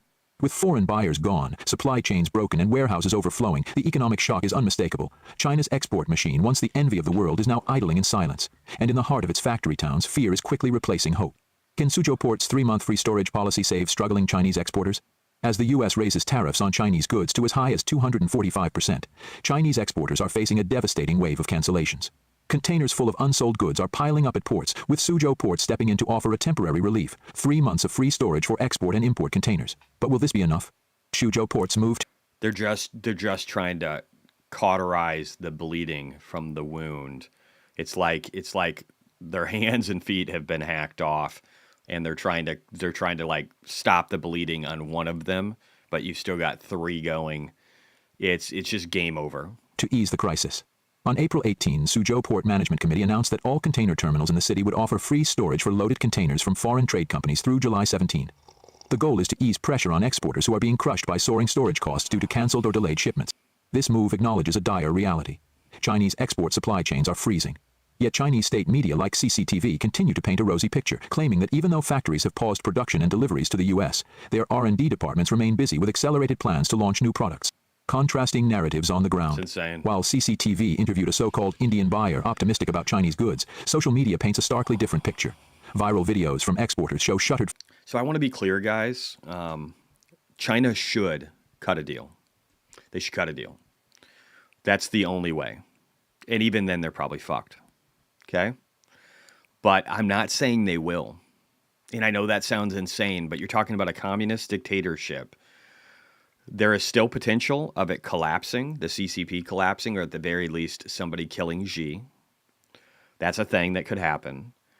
But also, too, we might have a trade war that's painful to the United States and to the world as China collapses. This is a possibility, maybe even the highest probability right now. So I want to be clear. I'm incredibly bullish on America and the United States, right? Incredibly bullish. But here's what you need to understand. You better own Bitcoin right now. Because if things truly do fall apart and they aren't willing to close a deal in China, it will be beneficial for America over the mid to long term. But over the next 3 months, 6 months, it could get weird. If they go to war against Taiwan because of the pressure they're feeling, it could get weird. You need to own Bitcoin. That should be your primary investment right now. I hope you understand that. Be prepared for absolute insanity. We've already got 2 nuclear powers, India and Pakistan, fighting with each other right now. They both have over 150-ish nukes, about 350 nukes between the 2 of them. You've got to realize things can get weird. This is the 4th turning. I think it's going to turn out being beautiful, and I think it's going to be short-lived, but other things can happen. Be ready. Factories and abandoned goods. One such video from Danyang Yip in Governmental showed workers unloading 60,000 You got to realize when people start starving in mass, things will change significantly. Jackets that had all been canceled. Another video from Berkeley Supply Chain Technology Guangzhou Co.mced, which used to boast 200 million yuan in sales and 60 employees, now shows an empty. I mean, I own. I don't talk about my personal holdings in Bitcoin, but in my investment account, I've got millions and millions of dollars in proxies between MicroStrategy and Bitcoin miners. And then Soul Strategies and some shit coins. But I've got a lot of money, most of my money, well over $2 million, whatever it is now. Office. The company is dead, reads the caption, blaming population decline, tariffs, and stagnation. Its founder in tears. Yes, because if Bitcoin starts exploding in value, the miners will be direct beneficiaries of that, and people will be looking for asymmetric bets based off of the success that Bitcoin is having. Recounts his bankruptcy. I thought I was a dragon, but I turned out to be a parasite. Widespread shutdowns in Zhejiang and Jiangsu. The trade war's impact is also being felt in Taizhou, Zhejiang, where Kia mechanical and electrical manufacturer pleaded online for others to remember their name, predicting small and medium enterprises like theirs will be the first casualty. Isn't that sad? They're telling their customers to remember their name because they think they're going to go away. That's sad, man. In this economic war, all shipments are halted and our goods are stuck. We're the first to fall. The involution of domestic sales, a brutal price war. In response, platforms like Alibaba, Douyin, and Kuaishou are urging exporters to pivot to domestic sales. Special foreign trade zones and green channels have been launched, but these efforts are backfiring as local markets become Here's the problem with that idea. You create a price war internally, and only the biggest can survive, and then you just end up destroying so many small businesses, and even the big ones cannibalize each other and are operating at loss just to survive. Turning it inward is the worst possible thing they could be doing right now. But it probably sounds good to a dictator who doesn't get the truth, because that's the dictator fallacy, right? Dictators never really know what's going on, because who's going to tell a dictator that they're wrong? Oversaturated and vicious price wars erupt. For example, the home appliance industry is under heavy strain. With exports slumping, domestic markets are flooded with excess inventory, forcing manufacturers to slash prices to unsustainable levels. A manufacturer in 6E revealed that 30% of their exports were bound for the U.S. With sales drying up, they are now considering dumping stock in China at lower prices. Desperate domestic pivot in the kitchen and bathroom sector.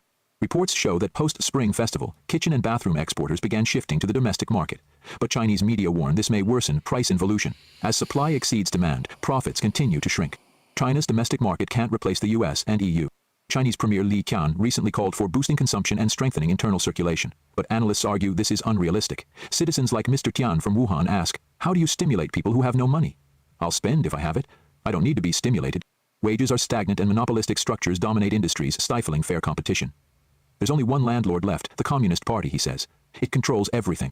Independent scholar He Jiangping added that China's per capita consumption simply can't match that of the US or EU. Entrepreneurs often misunderstand the macro environment, which is why many restaurants... They can't even support their own consumer base. They can't match anything. They aren't buyers. They're sellers. They produce. That's what they've done.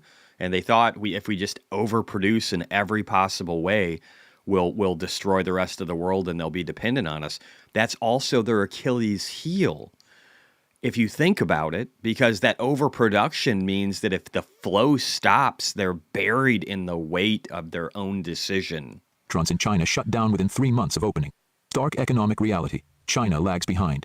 Data shows the U.S. consumer economy accounts for 69% of its GDP, the EU 51%, while China lags at just 38%.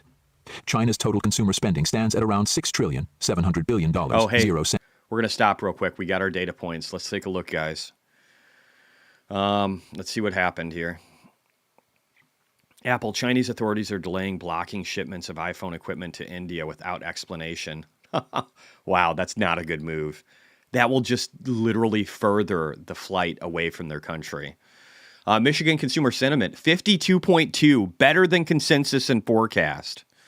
Michigan 5-year inflation expectations, 4.4, comes in line. I don't even care about inflation expectations. Michigan consumer expectations, 47.3, slightly better than consensus and forecast. Current conditions, 59.8, better than consensus and forecast by over 3.3 points. Michigan final inflation expectations final 6.5%, better than the 6.7 forecast and consensus. This is good news. This is good news. Team Bull, this is good news. We're going up. Let me look at that post about this stupid fucking Chinese bullshit. China's just so fucking stupid. So fucking stupid. So fucking stupid. Actually, you know what? I'm going to look at that on another screen. While we're doing it, we're going to put up Rick Schmantelli here. See what the Ricky Bobby has to say. Morning, sir. Indeed. Remember, University of Michigan has been on a wild ride. These numbers have been very large, especially on inflation. So this April final read is going to be important to pay attention to. Mid-month read was 50.8. And that, by the way, was the lowest reading I have going back to 1977. But it moved up to 52.2. So a bit of an improvement. That's now the weakest since July of 22. If we look at current conditions, it moved up rather dramatically from 56.5, and that was basically the lowest level since 77 as well, and it moved up to 59.8. 47.3 on expectations. It moved up the smallest amount from 47.2 to 47.3, and that still remains at the lowest level since April of 80. Now, excuse me, at the highest level since April of 80. And if we could, lowest levels, I'm thinking of inflation Come here on, because Rick. I'm looking at these Come numbers on, Rick. coming up. 6.5 morphs from 6.7. Get it together. And 4.4 remains on the 5 to 10 year. So even though we came down a bit on 1 year inflation and improved on every metric on confidence, we still see that these inflation numbers are sticky, and it makes many wonder if surveys are really the way to go at a time where so much uncertainty exists in the marketplace. Maybe some of the more hard quant numbers like CPI, PPI, and PCE might give us a more accurate picture. David Faber, back to you. Okay, thank you. All right, guys, that was it. It's all good now. It's all good in the hood. We're going to have a bunch of money coming in. These data points today were beautiful. This is exactly what we want to see. We've got MicroStrategy up 3.5%, which means I'm up 7% now. With my MSTX, and Mara's up 1.2. CleanSpark's up almost 3. Iron's up 2.5. Starting to see some green on Palantir up 1.52. Not too surprising. ARKG is now only down 0.85%. Robinhood is up 2.52%. SoFi is extending its lead at 4.55. So we're definitely seeing some movement here, guys. Let's switch out of pre-market and see how the day is going. So this was pre-market. There's the daily. Looking better, looking greener, liking it. Not hating what's happening right now. It's losing a little bit out of the Magnificent Seven, but Tesla's doing better. And again, I think that the news that we saw today looks beautiful. Let's look at other economic data real quick, and then I'll probably bounce a little bit after that. But again, just looking here, just this right here, just this set of data, beautiful. Here's what I care about the most out of all this. I don't care about what people think is going to happen 5 years from now. I don't give a shit about any of that. What I care about is current conditions, and current conditions beat expectations by 0.3. They're still in an expansionary territory for Michigan. And again, this looks like a higher low over here. I do expect pain in the future, guys, but I'm excited by the fact that we're holding up better than we thought, okay? I'm very excited by that. And I think the money printers are going to be going burr. We're going to see it going burr out of China still like crazy. We're going to see it going burr out of Europe. Why are we going to see it going burr out of Europe? Because the European economy is sucking ass right now. Let me actually see if I've got some of the data points over here. Let me go back here. I'll just shrink this up. I was talking briefly about Germany just having, a miserable time. I don't know if I have that in here. Maybe I don't. Let's see. Germany.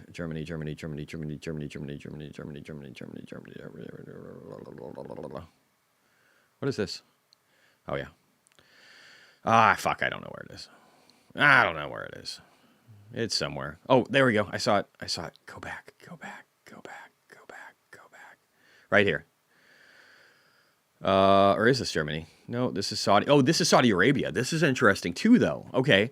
So what's the most important statistic in Saudi right now? My view, the current account slipping into deficit in 2024. Why does it matter? Because the Saudi usually are the lender to the world, has now become a borrower, even with oil prices at 80. This is a new reality. It looks like, so this is concerning. Again, the Saudi government now is turning into a country that is hurting and running at a deficit, which is just shocking. And again, there's so many bottom indicators, guys. We're going up. I still didn't find the German one, but whatever. My friend Michael Arowat, I think, had that one. It doesn't matter, though. We're going up. We're going to make a lot of money. That's all I care about.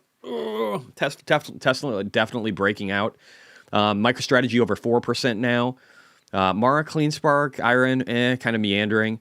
But we want the biggest vessel to go first, guys. So MicroStrategy going first is not a problem. That is a good fucking sign.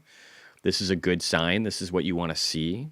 I love that we never even broke down to my green zone down here that I was looking for. And really, that should have probably been right here. I think it got slightly moved. But we never even went to it. We never went back to this previous resistance. We never hit this shelf. We just literally stopped right here and then just went straight up. W-shaped bottom, which I love. And now up over 4.19%. It's almost 420. Isn't that exciting? That's a good sign on a Friday. And again, I'm not even interested in selling MSTX until 533 to 645. Those are the levels where I'm looking to get out. I might sell a little bit here, just like 10% or something, because I like getting cash. Might even sell a little bit at maybe 5% at 390, and then maybe 10%. I'll be out 10% by up here. And then probably up here, I'll be out 30% maybe. And then up here, I'll probably be out 70 maybe. And then out here, towards the 800s, I'll probably be 100. That could change. It's always subject to change. It depends on how quickly we go up.